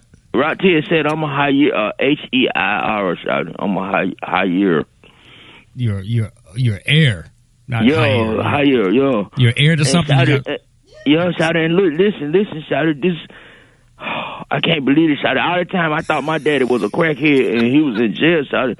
But then I kind of find out, Shawty, that my daddy really is from Africa and he come to get me. They've been looking for me for 30 years, Shawty. They been trying to find me, and him and his friend finna come and pick me up. They said I'm a high year. My granddaddy had just died, and my real daddy coming to get me. So. Hey, Black Tony, did you receive one of those emails from Africa? And they said that I'm a high year for this place. Don't believe it, I'm gonna spell it out. Don't believe it, dog. It says ZAMUNDA. Yeah, man, don't get caught up in that, bro. It's a scam rock. Yeah. So he's not an heir? No, he's not an heir, man. No. Right, G, my real daddy name is Akeem, so they say he coming to get me. He was a friend and now he a king, yo. Do you have an uncle named Simi? You seen the email too, Shawty? If you get your ass on the phone and coming to America, nigga, get your ass on the Rickey Smiley Morning Show, baby. Hold it. He's half man, half woman. It's Gary. I wanna hip you to the teeth. It's Gary, baby. All right, y'all. Rickey Smiley Morning Show. 3 minutes after the hour. Gary's tea is being brought to you by... Brought to you by Microban. Every time you touch a surface, you leave behind bacteria. To keep surfaces sanitized all day, use Microban 24 sanitizing spray. Microban 24 protects against Staphylococcus aureus and Enterobacter aerogenes bacteria, but does not provide 24-hour protection against viruses. All right, 4 minutes after the hour, Gary. Good morning, Ricky. Good morning, America. Good morning to you. It's Monday, a beautiful, beautiful day in the neighborhood. And here's what's happening in celebrity news, y'all. It was a very sad day, y'all, on Friday. Now, they're saying, y'all, Friday afternoon at Joint Base Andrews in Maryland, y'all, our wonderful President Biden, y'all, he was departing for Atlanta, y'all, to tour the CDC and to meet the members of the Asian community. They're saying, y'all, President Biden, y'all, tripped and fell up the stairs while boarding Air Force One. Now, they're saying, y'all, that the 78-year-old president was climbing the stairs on Air Force One when he tripped and fell 3 times. Now, they say he picked himself up, dusted off his pant leg, and continued climbing to the top of the stairs before turning and saluting to the people. And people are saying, Ricky, that they need to put escalators on Air Force One so he don't have to climb. To watch president. I don't think a president fell on those steps since Gerald Ford. That was the last time somebody fell coming off of the steps. But they gonna get him some of those socks they give you in the hospital with the little grip on the bottom. Right. And because we're gonna have to bubble wrap him because man, that's money bag Joe. We can't have him falling up the steps. Wrap him up in some bubble stuff and roll him up the steps. Wrap inside of that bubble or get an elevator or something. Because you know he fractured his foot. Yeah. So know, your foot ain't all the way healed at that age. And then on Fox News, they trying to make it seem like he frail and got all time. But that backup quarterback ready, though, so I'm good. Yeah, Moneybag Joe, we straight. So let's keep our president lifted up in prayer, y'all. Hopefully they get an escalator stairs where he just get on and just zoom on up, honey. Or a big sliding board. When he get off there, he just slide down. That would be fun. If I was president, I would jump on that little rubber sliding board they have for emergency. I'll slide that. Boy, that would be so much doggone fun. Huh? Yes. I don't think that's what they call it, but yeah, we got you. Yeah. So that would be great. So let's keep him lifted. What they call it? A sliding board. It's an emergency shoot. Emergency shoot. Same difference. Yeah. All right, moving on in other celebrity news, y'all. They say Justin Bieber honey, is being criticized for using excerpts of Martin Luther King Jr.'s speeches, y'all, on his latest album released Friday. Now, the title is Justice, and they say it started off with his famous quote, "Injustice anywhere is a threat everywhere," honey, for King from Martin Luther King's 1963 speech to from the Birmingham jail. And they're saying people are very upset about it. They say, why would he use something like that on a doggone album that's about love to his beautiful wife? And people are wondering why. Well, they're saying this is why. Because Bernice King appeared to co-sign Bieber's new project in a tweet Thursday, they're saying, of the album. They said she wrote, "Thank you at Justin Bieber for support in honor of justice of the King Center work and our hashtag #BeLove campaign." Right. Unquote. That's why he used it. His daughter approved it, y'all. So, and then my final story, y'all. Let's continue to pray for Willow Smith, y'all. She ordered a protection order from a convicted sex offender, y'all. He got in her beautiful yard at her mansion in Beverly Hills, and they said, honey, he was stalking this girl and stuff. And she called the police immediately. She said her surveillance footage still showed that the guy, was in all around. He was all around her house, honey, trying to get in, trying to find a door to get in, and he didn't. She called the cops, honey. Cops came and they arrested the guy. They said he got to stay 100 yards from her and her house. This is what I don't understand. How y'all rich people don't have surveillance and have security? How these people find out where y'all live?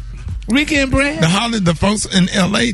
take you on tours and show you where all the celebrities live. Okay. They make money off of that. If you live in Miami, they got boat rides to take you to the back of. You can see the back of Puffy house. You can see where the house on. I forgot where Shaq house is and all. Really? All that. Yeah, they do. They do all of that. That's Star Island right over there.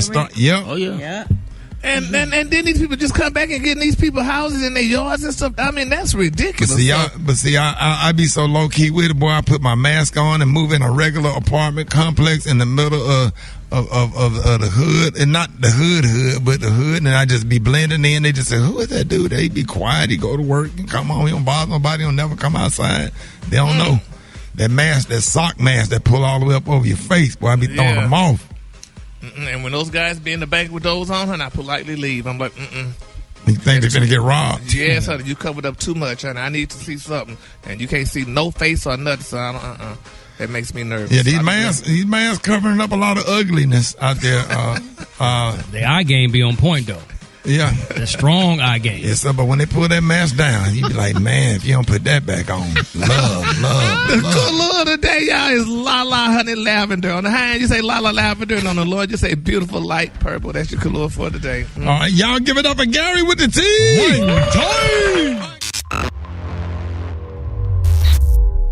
All right, y'all, Rickey Smiley Morning Show, 22 minutes after the hour, y'all. Our next guest is a friend of the show. She's a social justice leader and civil rights activist. Y'all, please welcome the founder of Until Freedom, Tamika Mallory. What's going on? Tamika, good morning. Thank you so much for coming on this morning. It's a lot of stuff going on, and I know you got a new book coming out in May that I'm really, really excited about, called State of Emergency and How We Win in the Country We Built. But I wanted you to come on the show this morning to discuss the state of emergency that started after your appearance on the Grammys last weekend. Explain what's going on. Explain what's going on to everybody who's not familiar, with the whole situation. Well, thank you, first of all, for having me this morning. Good morning. I love you all. Love you too. So, first of all, it actually kind of started before the Grammys, and I think, it's important for historical reference to make sure that we're, clear about that. A couple of weeks prior to me being on the Grammys, I got a call from one of the moms that I work closely with. In fact, she would tell me to go ahead and say exactly who she is, and that's Breonna Taylor's mother, saying that she had received a call from some of the folks who are involved in this situation currently, where, you know, I was basically being defamed. You know, my name was mentioned, you know, and that, you know, it was stated that I was like a bad person and I had, you know, I wasn't to be trusted and some stuff like that. And so she called me up and was like, you know, I told them, I don't know, you know, who they talking about, but the Tamika Mallory I know is not that person. And so it didn't really start with the Grammys. And, you know, and to be honest, Ricky, I really am not trying to go back and forth with moms. That's never been ever my style, you know.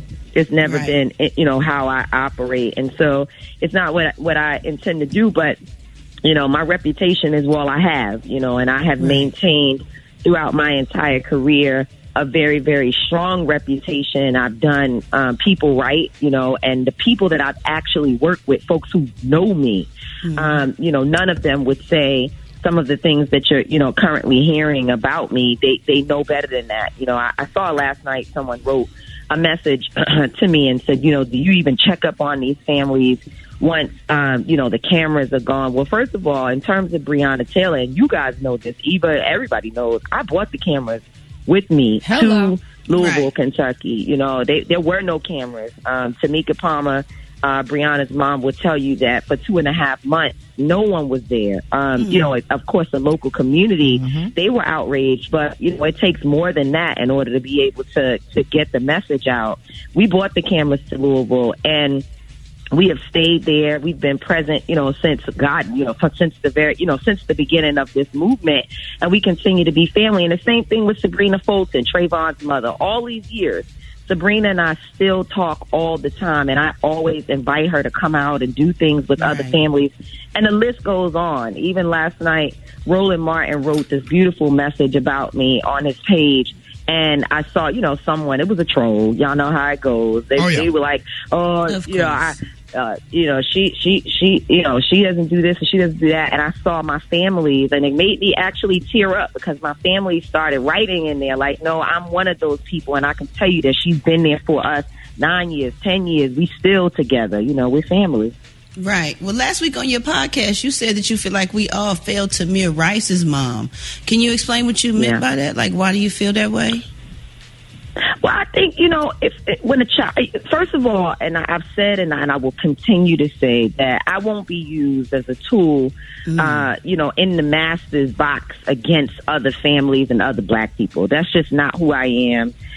You know, and I think my record shows that I don't participate in back and forth with, you know, black folks, unless you're somebody, you know, that I think is, you know, just needs to be told off. But that's just not my style of organizing. But and not even a but. I think in the situation of Miss Rice, I've said several times that we did fail her as a people, not just individual activists, but anytime a child dies, I think we have a responsibility to stand up. And at the point that they weren't able to get justice for Miss Rice's son, I feel like the whole world should have erupted, you know, and we should have been in the streets in a way that, you know, people wouldn't have been able to contain. And we didn't do that. You know, at first it was there, but it wasn't sustained. And so I certainly understand that there is anger and pain, and it's okay if it's directed at me. You know, I think it's unfair. You know, I certainly don't think that I'm the right target, but I also understand that there is pain and that we just have to be prepared. We just got to deal with it. That's life. And so on that, is there anything you'd like to say about the accusations? This is Eva. You know, I watch everything you do. I just saw the last one post you put up, and you basically spoke on this and how you reached out to Mrs. Rice and the family and trying to get a hold to her. But do you think it'll be beneficial for you to actually have a conversation with her? Yeah, I mean, I'm available all the time. Like, I'm not going to change me no matter what people do. You know, obviously, it hurt me to have somebody call me out my name that doesn't know me. You know, and again, the families that I've asked actually work with, the people who I know. I've never met Miss Rice. I've never worked with her. I don't know her. And in fact, I have never used her child's name or any person's name that I did not work with, that a family has not asked me to use their name in speeches or, you know, in any way, right. You know, to uplift the causes that we're fighting against. And not meaning to cut you off, Tamika. That's one of the things that I had made clear when they come to you, Reverend Al, Ben Crump, or whatever. Nobody's trying to. I get mad when people try to make it seem like y'all ambulance chasers when these families call y'all to come and help them. Right. That's a fact. Right. I know this for a fact. You know. So yeah, I was sitting in my house, minding my business, and I got a call from Ben Crump, Attorney Crump, and also Attorney Lanita Baker, asking me to come to Breonna. It was a pandemic, and you know, I was in my house, and in fact, my mom had a stroke. I wasn't even out in the street. So we were all sorry locked to hear in. that. I lived in New York. Yeah. We were in New York. It's one of the worst places in terms of the pandemic. And I got up and went to Kentucky because I was asked to be there. And, you know, and so again, this is a lifelong mission for me. I think that's the part that people don't necessarily understand. And I've read some of the stuff. I don't read it all because, you know, you can't let that stuff get into your spirit, especially when you know that people really don't know you. But I have read some of what is being said. People don't understand that I am a lifelong activist. I've been doing this my entire life. I was born into activism. People say, well, you know, how did you start at the Women's March and you with women and then all of a sudden you came to police brutality? Well, no, actually, I took police brutality and other issues like this to the Women's March. The Women's March didn't make us, right? We made the Women's March. We, the women of color particularly, who got involved. Because if you remember, when the Women's March was first announced, Black folks was like, y'all must be out your mind. 53% of white women who voted for Donald Trump, and now you want to have a march? Like, y'all need to deal with your own families. So when we got involved, we took Black people with us. We took the message around Black and brown people and all the issues that we're concerned with to the Women's March. And so there's misconceptions out there. And you know, and I hope that folks, you know, will really, like you said, Eva, speak to me and learn and let's have a conversation so you can understand who I am and what my motivation is for doing this. But for 25 years, my own child, which by the way, the other thing is that I've never lost anyone, and how do I get involved in a movement? I've never lost anything. Well, even though my son's father wasn't killed, he wasn't killed by police. He was killed by gun violence, and you know, you guys know I'm very, very engaged in the gun violence awareness struggle as well. And he was killed there. He was shot twice and left in a ditch for 2 weeks before anybody even knew he was dead.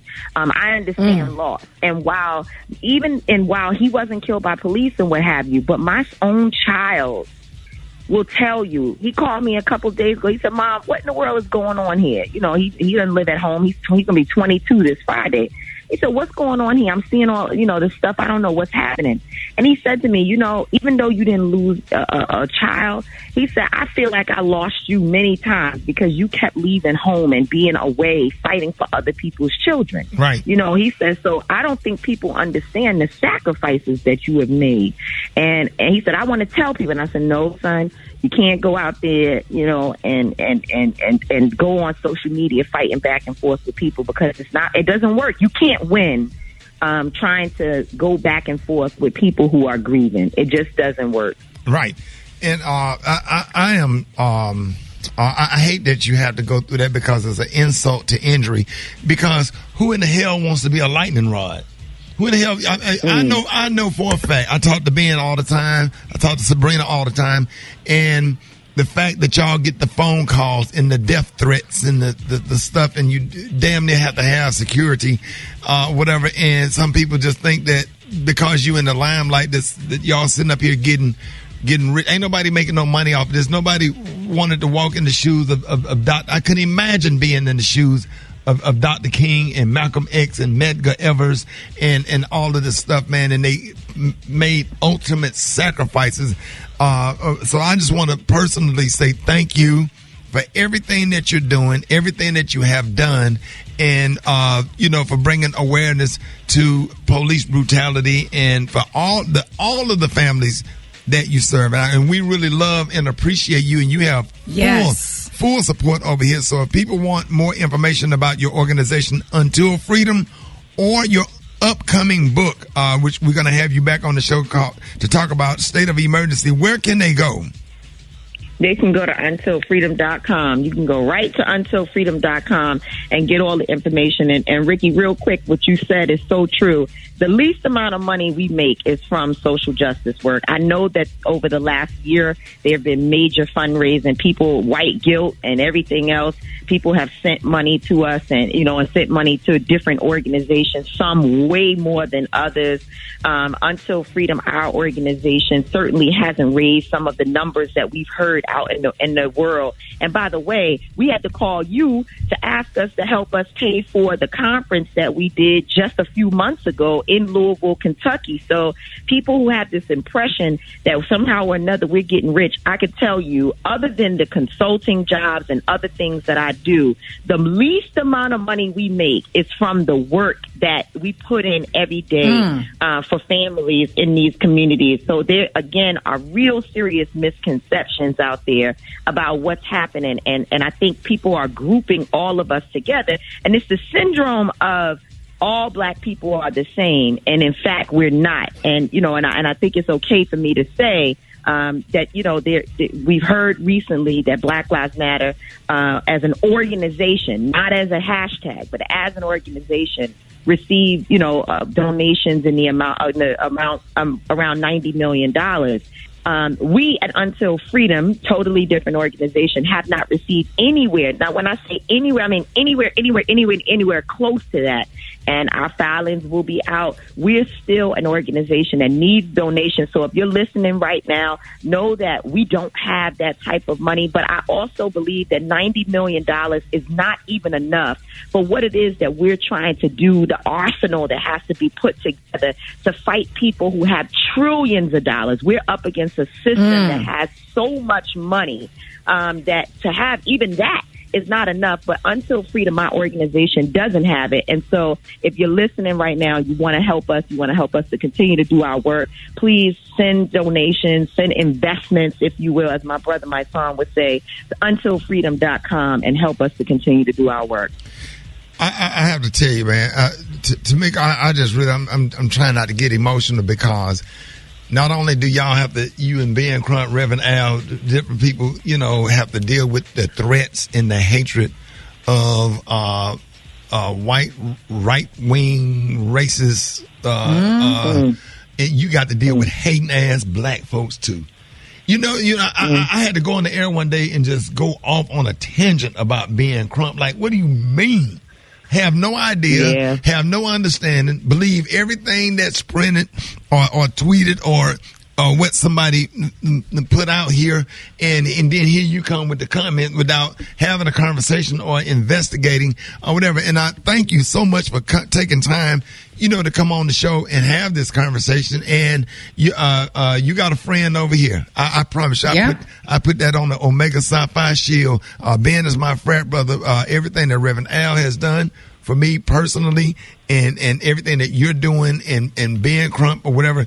Thank you so much for articulating and explaining to people. And you have support out here. Ladies and gentlemen, Tamika Mallory. Thank you so much, Tamika. We love you. Love you, Thank you. Keep doing your thing. Y'all. More Rickey Smiley Morning Show. The Rickey Smiley Morning Show. All right, Rickey Smiley Morning Show. Hey, it's time for State of Black America with National Urban League President and CEO Mark Moriel. Good morning, Mr. Mark. Good morning, Ricky. Good morning. Man, we happy to have you this morning. Look, the State of Black America, today we're standing with our Asian American allies and the Asian American community after we've suffered a deadly shooting inspired by misogyny and racism and enabled by irresponsible, lax firearm regulation. 8 people shot at Atlanta area massage parlors, 6 of them women of Asian descent. Ricky, surprisingly, the investigators tried to downplay the role of race in the killing, revealing a disturbing ignorance about sexualized racism and violence. We're standing with our Asian American allies and friends and the community today because hate is hate is hate. Hate against black people, hate against Asian people, hate against LGBTQ or Jewish or Muslim people are all fruit of the same poisonous tree. This suspect purchased a gun just hours before the killings because Georgia requires no waiting period for firearm sales. The state has earned an F from the Giffords Law Center on their annual scorecard of gun laws. Now, hatred against Asian Americans has increased nearly 150% over the last year. White supremacist propaganda, flyers, stickers, banners, and graffiti doubled in 2020, reaching the highest level ever recorded. So now we're asking each of you to join Stop AAPI Hate. That's Asian American Pacific Islander Hate. This is a national coalition that we're part of that addresses anti-Asian American discrimination. Now, last month, the National Urban League and other civil rights and social justice organizations, we came up with a set of actions. We need a comprehensive hate crime law at both the state and local levels. We need uniform crime reporting agencies to standardize and include more details in their documentation of hate crimes. Local law enforcement and state agencies should fully comply with the Hate Crime Statistics Act. And we are going to push back on hate speech. You and I and everyone must speak out against it. Want the community to know that the Asian American leadership has stood with us in marches against police brutality, for voting rights, and we are going to stand with them in this time of ugly, bigoted hate, expired violence against the Asian American community. That is, Ricky, the state of Black America. Man, and Mr. Mark, thank you so much. I really appreciate you, man. I love when you come on the show. I'm always looking forward to what you have to say. Appreciate you, Ricky. And, we're going to stand together, and we're certainly going to have more updates on this. But we want Black America to know that hate is hate is hate, and we're going to stand up because others have stood with us, and we're going to stand up against hate against any community in this nation. So speak out. Don't be silent. And be part of this effort to push back on hate crime. Last thing I'll say, who is responsible for this spike? 45. Oh, absolutely. The President of the United States is responsible for this because he sought to normalize it, legitimize it, and make it acceptable. Let's call it like we see it. Ladies and gentlemen, please help me give it up for the former New Orleans mayor and Louisiana state senator who's currently president of the National Urban League, Mark Morial. Thank you so much for joining us, man. We appreciate you keeping us up to date on the state of Black America. More Rickey Smiley Morning Show coming up. Oh, my God. Brett. Bomb's dancing, boy. I'm out of breath. Bomb's coming up, boy. What? Man, you got to play that one again. Boy, I had a routine. Oh, my God. I got Brett. Lord, I had to get my daughter on the phone. I got a daughter that's a senior at Tennessee State University. Yeah. Give it up and welcome to the morning show, DS and Smiley. One time. Good morning. TSU. D. Good morning, y'all. Good morning. That's your song. I love that song. I literally love that song. So my daughter's 23. Yes, sir. 23. My daughter's 23 years old. Wasn't even born back, from the Donna Summer days. So what made you fall in love, and what is your obsession with Donna Summer? I don't know. I like the beat. I think the song is really catchy, and I will never forget when we were on our way to the Bahamas and you played that song. Like, I just instantly fell in love with it. Like, I really love. I like how it starts off slow and then it just goes into the beat. I think that's like super cool. Like, I really love that song. And driving to work every morning, that's the first song I play on my way to the radio station. So really? For real. So, yeah, because it's the radio. Yeah. So it gets you ready for work. But, man, Donna Summers, you have Beyonce now. But when I was a kid. Come on, man. Donna Summers was our Beyonce. Yes, sir. Oh, yeah. Oh, shit. I'm talking about she was like the best, man. That whole album, Donna Summer Greatest Hits on the Radio Volumes 1. She had this. My mom had the album. They had the words in the album. Like, it was the best. We're going to be playing Donna. As a matter of fact, we're going to be playing it all week. All week is Rest in Peace. Donna Summer, she passed away from lung cancer. She was young. She was beautiful. She was awesome. One of the greatest entertainers. And she don't get enough respect, in my opinion. That song never comes down. It just continues to build. Yes. It gets to the keys. It gets to the violins. Then the saxophonists come in. I'm like, yo. So you heard the strings in the background, Brett? And I had to be quiet because I had to catch my breath. Man, listen, the music is so amazing. It reminds you of the Stevie Wonder music, and when Quincy Jones, you would hear all the instruments. I love it. It's almost like a orchestra. I love it. It sounds amazing, and it had me on my feet. This the wake up song right here. We need to change it to that. Okay, right. Man. The radio. That is a good idea, Brad. You might want to drop some lyrics behind that, man. We got to play that song. I'm doing it. I'm finna do it today. I promise you. Queen Work of the it out. disco era. I'm telling you. Hey, my D, so when is graduating? You want to go ahead and shout out your HBCU? Yeah, I'll be out there May 1st. May the 1st?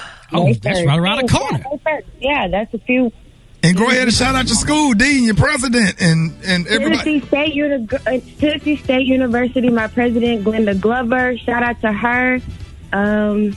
Yeah, Nashville, Tennessee. Shout out to the Aristocrat of Bands marching band out there, baby. Congratulations. Yes. Thank you. That is not an easy feat. Congratulations, girl. Thank you. DS and Smiley, ladies and gentlemen, will be graduating from Tennessee, the Tennessee State University. College experience was awesome, and she worked full-time at Amazon. D, cash app your dad. All right. Nice. Cash app your auntie. The new auntie. But my baby working overtime and a full-time student finna graduate from college. But cash app, I know you got bank up there. Cash app That's how you raise them, Ricky. Congratulations, Daddy. The thing make that. She make that macaroni. She know how to make that macaroni and cheese just right. That kitchen be spotless. Boy, tell them about how strong your macaroni and cheese game. Who taught you? Who put you on that grill? Taught you how to cook, D? You taught me. You got me right. Do all your friends tell you make the best macaroni and cheese? Oh, for sure. You get it from your daddy. Okay. All right, D, have a good day. I love you. Thank you. And I'm going to catch up all y'all lunch on me today. There it is. Okay, great. I'm going to send you my cash app right now. I eat for two. Mine on the way, too. Rickey Smiley Morning Show. All right, give me a second before you play the song real quick. Shout out to everybody in H-Town that came out to the Improv.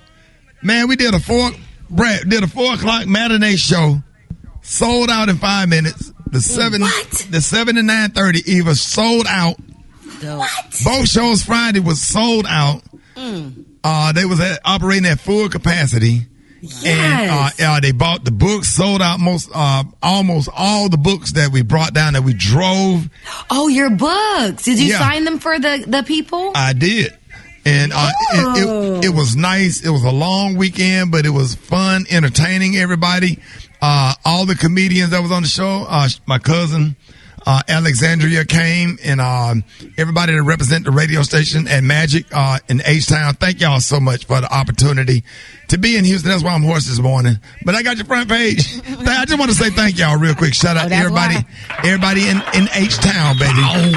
Yes, sir. Did you push some cuticles back, Ricky? Did you get cuticles pushed back? All the women's cuticles pushed back this past weekend. And I'm sure most of them went and got their nails done.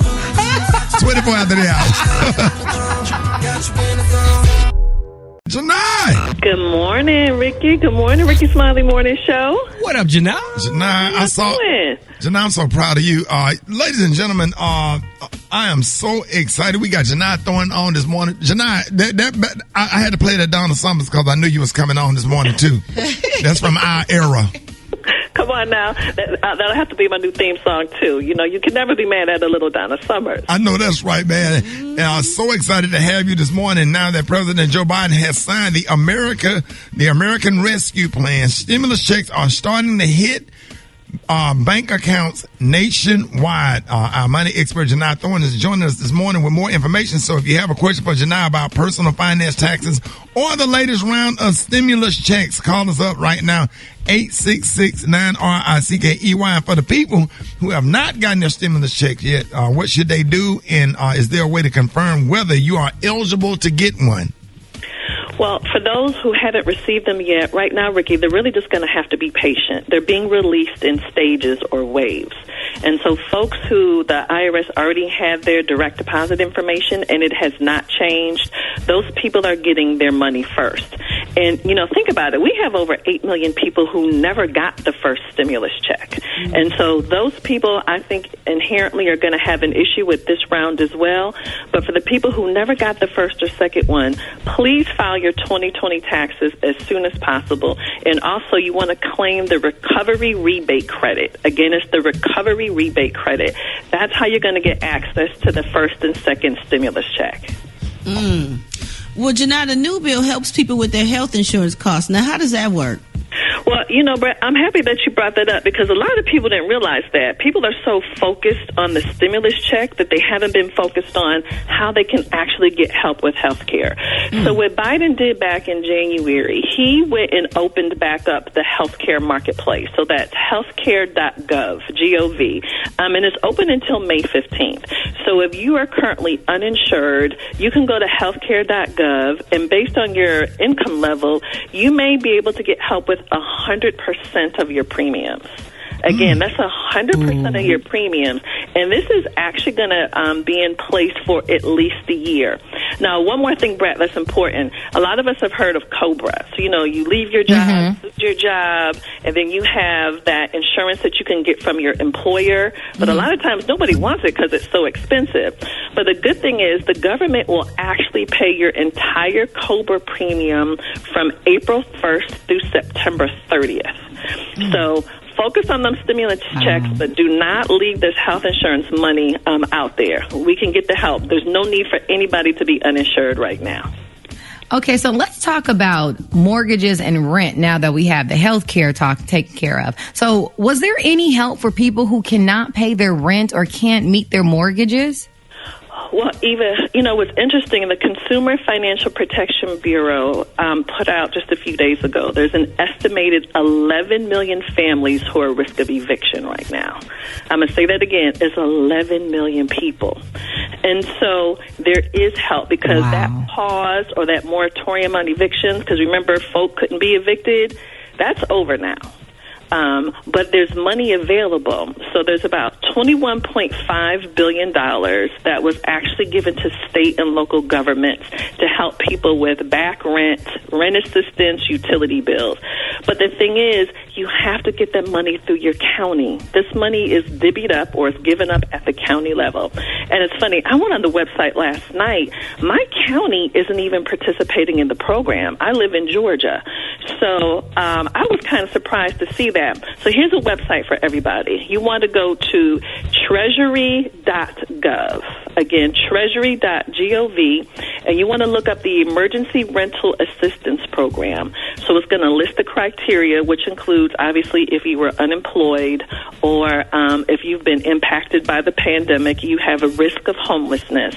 But you want to see if your county is going to participate. Now, remember, the counties don't have the money yet, but you want to find out how to apply. I saw in the city of Atlanta where I would go to apply, but for the county I live in, I didn't see it. So go ahead and get in front of it. So by the time they get that money, you'll be ready to go. All right, let's go to the phones right quick. You're almost not throwing. Good morning. So with the stimulus checks coming out, I wanted to pay my student loans off. I have about $7,000 left. I wanted to pay towards that, but I've been hearing that they're going to waive student loans. Is that something that's coming down the pipeline? Well, good morning, and that's a good question. You know, Biden ran on that, his campaign. He talked about potentially waiving, I've heard as low as $10,000 and as high as $50,000 in student loan debt, just waiving, canceling that. Now, that's just for federally backed student loans. If it were me, I would hold tight for just a minute, and I would not pay that. But the only thing is, the criteria is that's going to actually be based on income. It's not going to be for everybody. There'll be a cap based on how much you earn, how much you'll be able to get waived, if you'll be able to get any waived at all. All right, Janai, let everybody know how you could be reached and how they could follow you. Okay, if you have any questions or if you just want to keep up with important financial information, please follow me at Janai Thornton. That's JINITHORNTON. Y'all have an amazing, amazing day. You have an amazing day, too. Thank you so much, and thank you for keeping us up to date with this information. So always excited to have you on the show, y'all. Got your front page coming up next. Rickey Smiley Morning Show. News headlines. Entertainment. Sports. It's the front page on the Rickey Smiley Morning Show. All right, y'all. Rickey Smiley Morning Show. 29 minutes after the hour, y'all. Eva got your front page. Good morning. Good morning, Ricky. Good morning, and happy Monday. I'm your girl, Eva Marcel, here with a quick look at your front page news. So spring break crowds are taking over Florida, leaving dozens of arrests, violence, and emergency curfews. A spring breaker in Panama Beach died after trying to parachute from a hotel balcony. And police in Miami Beach threw pepper balls into crowds. Mayors across the state are urging people from out of town not to come because of concerns over the spread of COVID-19.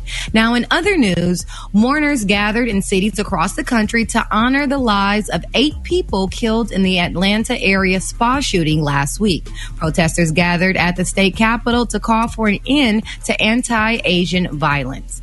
Now, in other news, the judge in the George Floyd murder trial declined the request to move the trial to another city. It will stay right there in Minneapolis. Alternates for the jury will be chosen this week, and the trial is set to start next Monday. And last but certainly not least, the AstraZeneca vaccine is the most popular coronavirus vaccine in the world. Now, makers of the vaccine are seeking emergency use authorization for the U.S. Trials for the AstraZeneca vaccine will be to 79% effectiveness against COVID-19. All right, that was a quick look at your front page news. For more, log on to the RickeySmileyMorningShow.com. Rock T, what's going on in sports? March Madness has officially began. You know what I'm saying? Cinderella has arrived in the tournament. 15 seed Oral Roberts knocked off the number 2 seed Ohio State and the number 7 seed Florida. They advanced to the Sweet 16. They got Arkansas up next. Shout out to Loyola Chicago. They blew out the number 1 seed Illinois. It wasn't even a game. They treated them boys like a JV squad. They advanced to the Sweet 16. Number 14, Abilene Christian. They sent number 3 seed Texas to the house. Shout out to UNT, University of North Texas, the Mean Green. They defeated Purdue in the first round, but then lost to Villanova last night. Over on the women's side, hadn't really been no crazy upsets yet, but stay tuned. Stay tuned, man. Keep on watching. It's about to get ready to go down. Rookie sensation Charlotte Hornets young superstar Lamellar Ball suffers a broken wrist, likely to be out for the rest of the NBA season. And LeBron James actually gave LaMelo big praise, saying, listen, LaMelo got game. He damn good for a player his age. Hell so, yeah. Man, my man can go. Man, Melo, man. Out of all the Ball brothers, Lonzo, Jello, and LaMelo, he the coldest. Oh, I thought you were talking about Carmelo Anthony. No, this is LaMelo. My bad. Yeah. I got all hype. I'm thinking you talking about like the real Melo, Carmelo Anthony. No, he the real Melo. Well, he just ain't gonna get him Melo. He gonna say he can't get us Carmelo Anthony. I mean, they just haven't had the right kind of the same similar name. No, man, but we got to find something else to call him. Come on, yeah. Yeah, you can't, because when you say Melo, we think about Carmelo Anthony. Yeah, you can't. He can't have it. So even though his name is LaMelo, I wouldn't give a damn if his doggone mama had a girl and look. No. Hell no. Ricky, what you say right now? No. Don't call him dog. Huh? Just call him LB. Yeah. Call him LB. Because you can't have Melo. Right. That's a whole thing. That, because everybody, we think you talking about Carmelo, we done got height. Like, just can't. Even if your last name is Jordan in basketball, you just can't be called Jordan. Yeah. No. You got to be called something else. Right. That's your name. Like, we had a pastor, his last name was Jordan or whatever. He up there preaching with some Reeboks on. It just, so we ended up joining another church. Drop it like it's hot. Drop it like it's hot. So hot and you can catch me at the hot spot. It's the BR18. Yeah, Special K. A lot of people left that church, man. That man last night when Michael Jordan was hot, and our pastor last name was Jordan. He up there preaching with some Reeboks on, man. Half of the members left. Wow. All right. Last name Jordan, there was preaching with Iversons. Say what, Kay? Say last name Jordan, he preaching with Iversons. Hey, there's another female rapper that's Asian, and she go by the name Asian Brat. This true story. That is true. She is not Asian. Brad, did you see the little person that's on Instagram named Brat? No. Now, there's a whole the Brat mini-me out there. She a little person. Somebody sent it to me on the inbox. Stop playing. No, I promise to God. I promise to God. I promise. I promise. There is a little the Brat out here, and she rap, but she's a little person. Right. And I ain't talking about like the regular, but she's like one of the real bow-legged ones that be in Africa that be making the video, that be pop. You gotta see the real little one that be real bow-legged with the calf muscles. Yeah. No, I'm like they leg going like a circle. Right. Yes, yeah. yes. But it's one called something the Brat, and she wear everything Brat wear. No, but you didn't. Brat, somebody sent it to me on Brad, inbox. you need to file a little bitty lawsuit on them. Say what, Kay? You need to file a little lawsuit. They're gonna file a lawsuit. It's gonna be on some index cards. Post-it notes.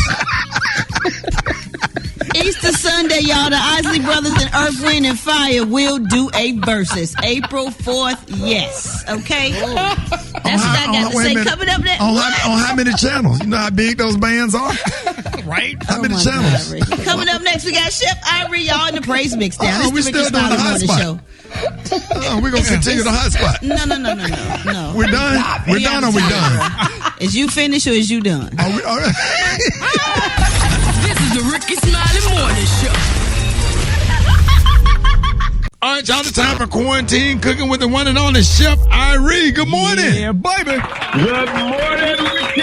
Rickey Smiley Morning Crew. What's going on? What's going on? Man, we excited to have you this morning, man. One of the best chefs in the country, man, representing South Florida.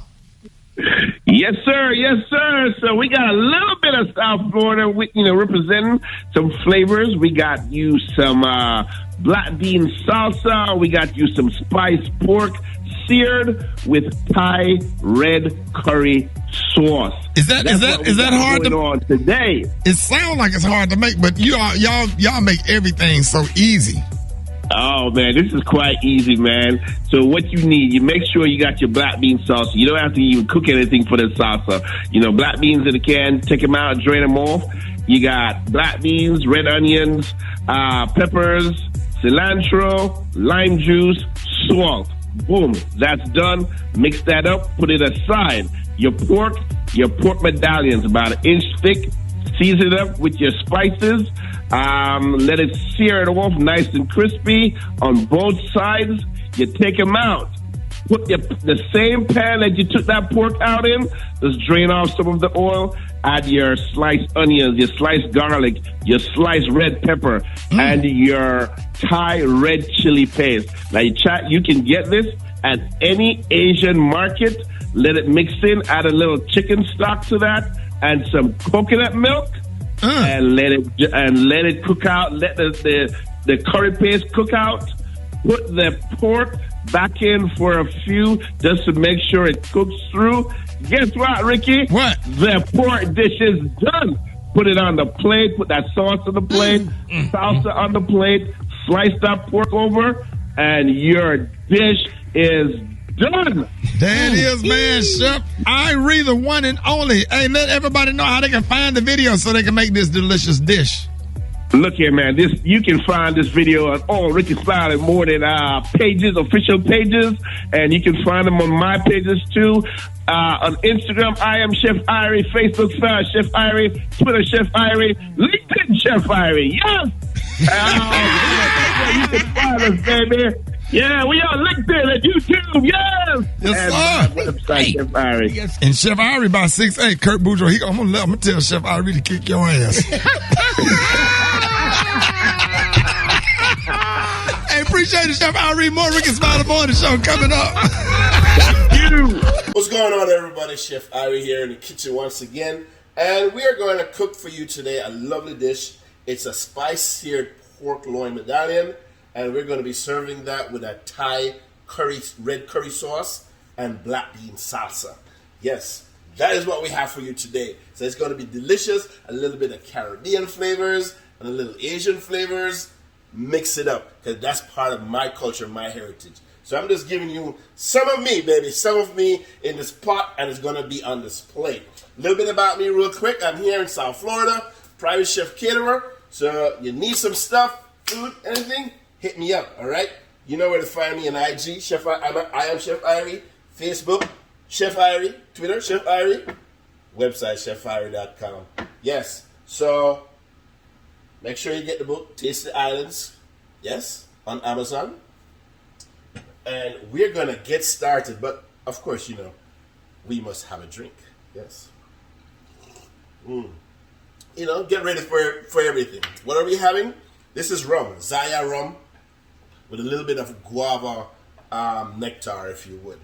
Nice and simple, you know. I'm going to jazz it up, add some lime and, you know, some more stuff to it. But we're just keeping it nice and simple today. All right. So we got our pot going, started to heat up. And what we're going to do, we're going to add a little oil on our pork just to get them, you know, on both sides. Because we're going to season it up. And we're going to let it sit just for a little bit. And we're doing this just so when we season it up, we want to make sure that, you know, all the seasoning sticks. So we want to be generous with this. And what I'm going to do actually is add a little salt on both sides. Yes, and you're like, Chef, but the seasoning. Well, this is Chef Irie. And I tend to, you know, when I'm home, you know, make up my own, you know, little spice blends and try to work on something to put it out for you guys too. But I tend not to have any salt in the spice blend. So I try to season a little differently and keep the salt separate. Now we want to be generous with the spice now. And whatever spice blend that you have at your house, you can make it Creole. But we started off with actual Asian spice blend and the 5 spice blend. And then we added some more stuff to that. So the Asian 5 spice blend would have been star anise, cinnamon, cloves, fennel, and Szechuan peppercorns. And, you know, you can toast those and then, you know, put them in the spice grinder and you get a nice fragrant spice smell going on. So we're getting this seasoned up on both sides. And like I said, we do want to make it nice and generous seasoning, because once you put this in the pan, hopefully it'll make a nice little crust. All right.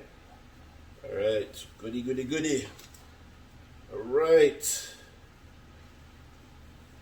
And we're going to tell you a little bit about, you know, some more of the seasoning that we're using. You know, the red chili paste, red curry chili paste. Yes. So use a lot in Thai dishes.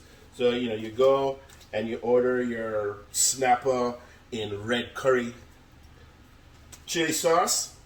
That's what you're having. All right.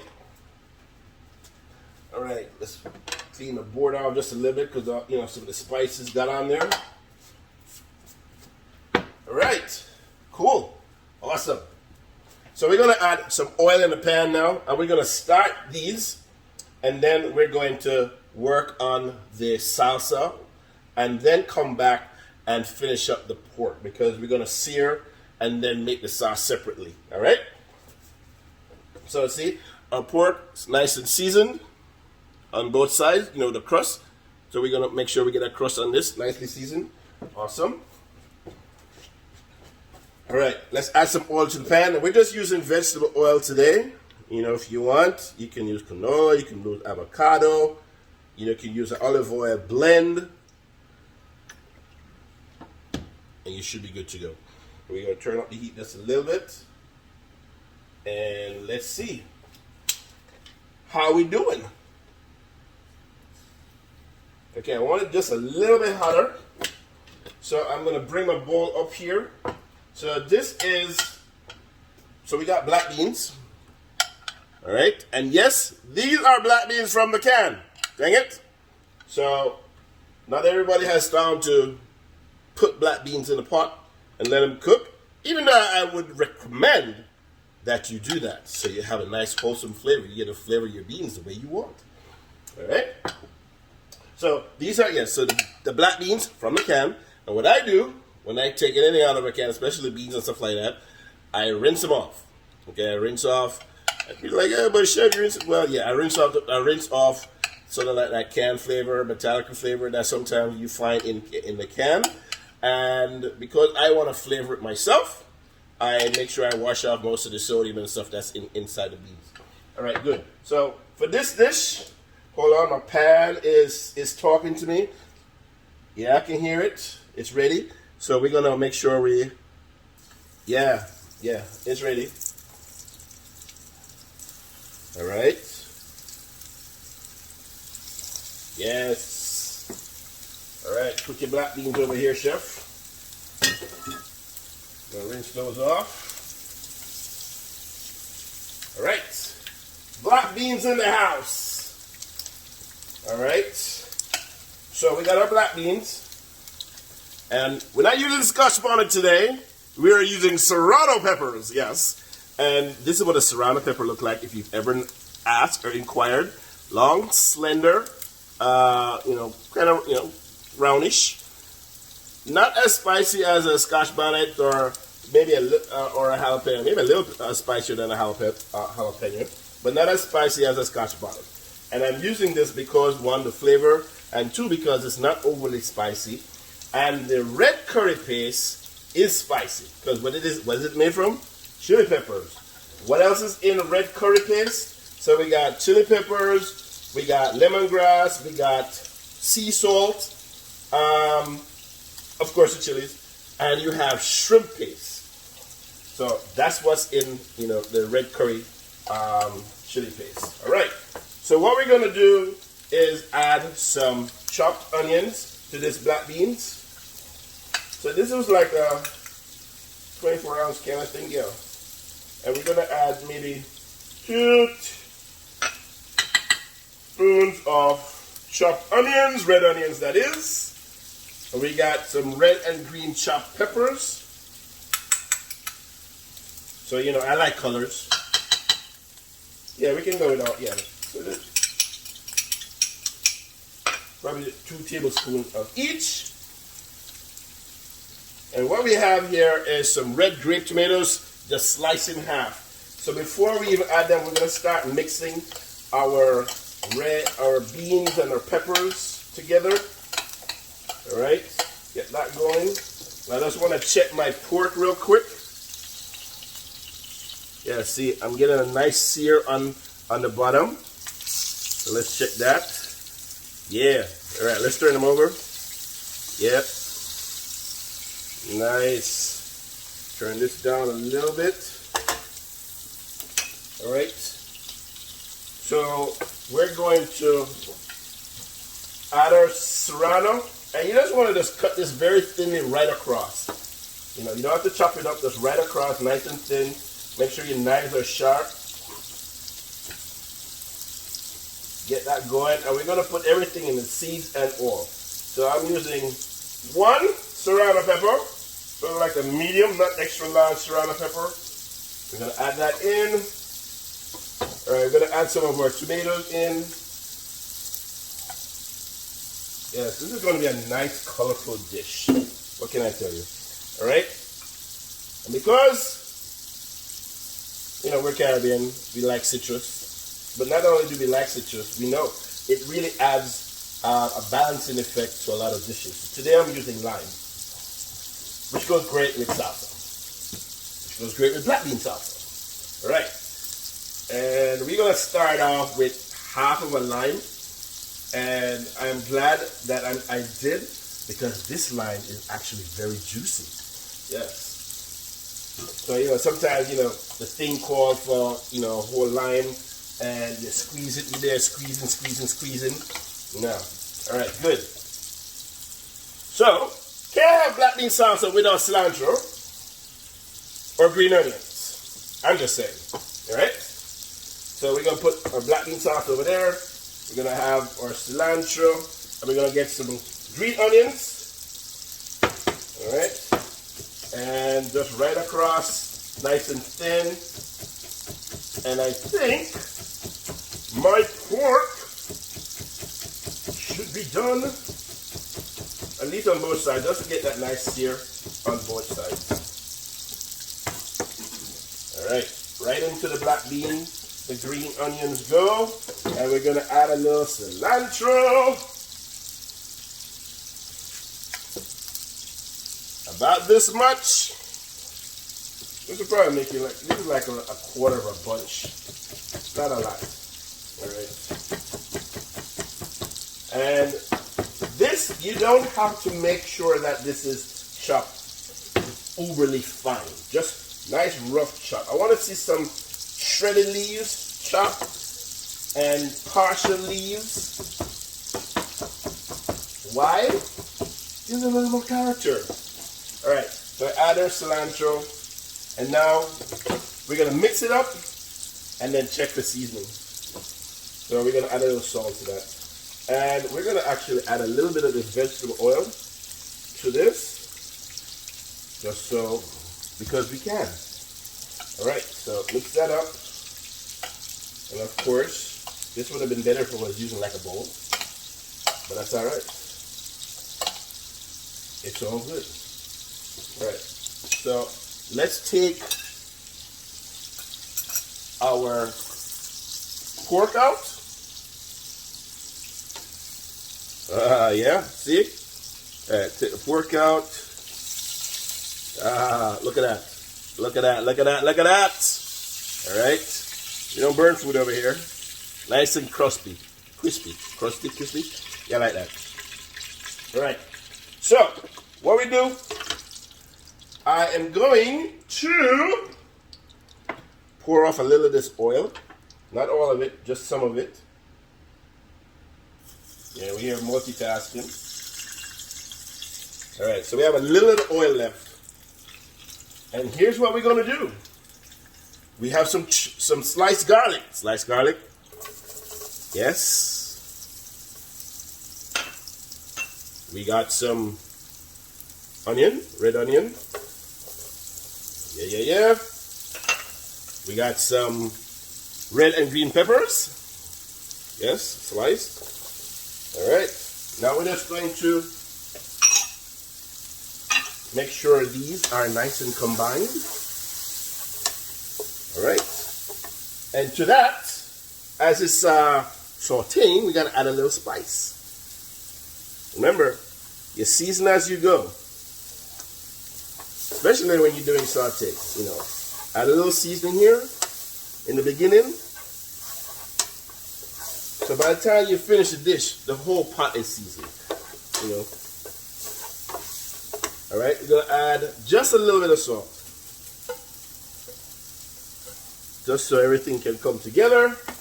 And we're going to add our red curry paste. This is what it looks like. And if you're unfamiliar, this is the brand that I'm using. Yes, and you can find this in most Asian markets, sometimes in your supermarket as well, but most Asian markets, this is what it is. And we're going to add that to the pot. So remember now, this is spicy, but we want it spicy. So mix that in.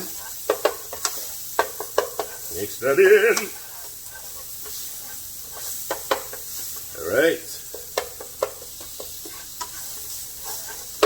All right. What else we have here, Chef? I have some tamarind. Yes, some tamarind juice or puree. Yes, and we're going to add this to our pot. Yes. There you go. Very compound and complex flavors that we're building here. All right. And then we're going to add just a little bit of chicken stock. All right. We'll let that just for a sec. Let it cook for about a minute or two. Yeah, turn the heat up just a little bit. And we're going to finish this salsa. All right, so we want to taste. So far, let's see what we got here so far. Okay, need a little more. A little salt. All right. And we can use some of the spice that we use for the pork in here as well. Now this dish, we want to make sure that it has this. In the spices, we have some cumin, which goes very well with this as well. So always remember, check your seasoning, check your seasoning, check your seasoning. All right. Let's go back to this, and we have a couple more things to add to this dish, to this pot, to this sauce. All right. We're going to add some coconut milk. Yes. Oh yeah, baby. Yes. Maybe about a half a cup. Yeah. So that's what we got going on right now. This is what we got going on. So I want to mix this around. Mix this around. And because the red curry has sea salt in it, we're just going to wait until the sauce comes together to taste this. You know, one of the things that I find, you know, with a lot of people when they're seasoning up a lot of food is compounding the seasoning with 3 or 4 different seasoning that has main ingredient salt. Yes. I think we sometimes over salt our food, not necessarily over season our food, because salt is part of seasoning, but sometimes I think we overdo it. You know, the salt is a flavor enhancer. So when you're eating, you don't want the whole thing to be salty. Oh yeah. ¿Qué pasó? ¿Qué pasó? What's happening? The food is good. Yeah. Yeah. I like that. Awesome. Time for another drink. Yes. Get that out of the way. Clean our board off. Because we want that. And we're going to stir this around. Oh yeah, baby. Now this doesn't take too long to get done. Once you've added the liquids and the curry paste has dissolved into the mix, all you gotta do now is add some chopped cilantro, and this should be done. All right. So what I'm going to do, just to make sure, is add our pork right back into this sauce. All right, just like that. Let them sit.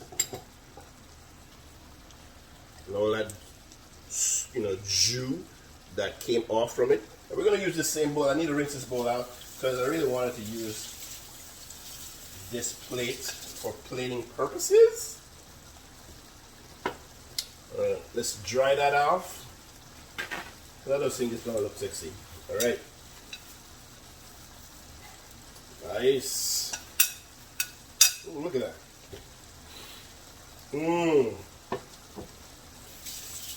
Trust me, you want to be here. All right, so we're going to taste this.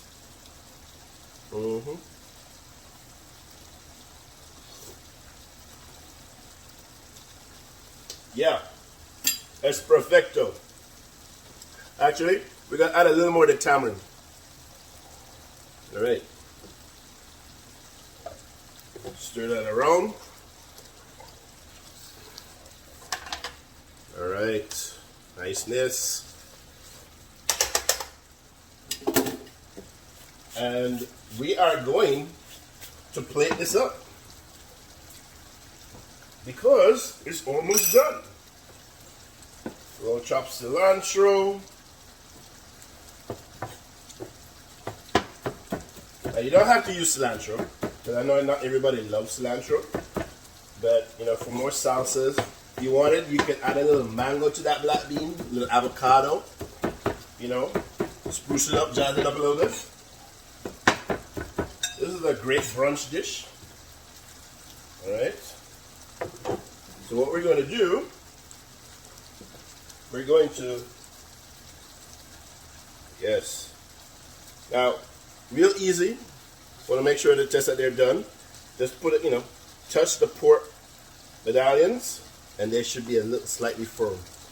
And if that's the case, take them out. All right, so we're gonna take these out. Ooh, yes. And then we're gonna add our cilantro, turn the heat off, good to go. Didn't even need to add any butter to this. No butter, senor, no butter, no butter, no butter, no butter. All right. So we're just gonna plate this up right in the middle of our plate. No butter, no butter, no butter, no butter. Yes, this is gonna be nice and sexy, man. Yes, so we are making spice-seared pork loin medallions with a red curry coconut sauce, and we're serving that with black bean salsa. So, oops. Okay. All right, so we just need to add some of the black bean salsa to this, right in the middle, right on top of the sauce. All right, just like that. All right. Nice, wholesome, healthy meal. Okay. Pile that up there. All our colors, red, green. All right. And we're just going to do like this.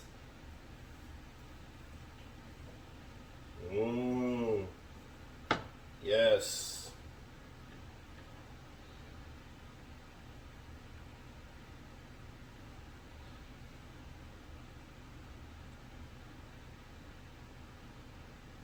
And ladies and gentlemen, the dish is done. And of course,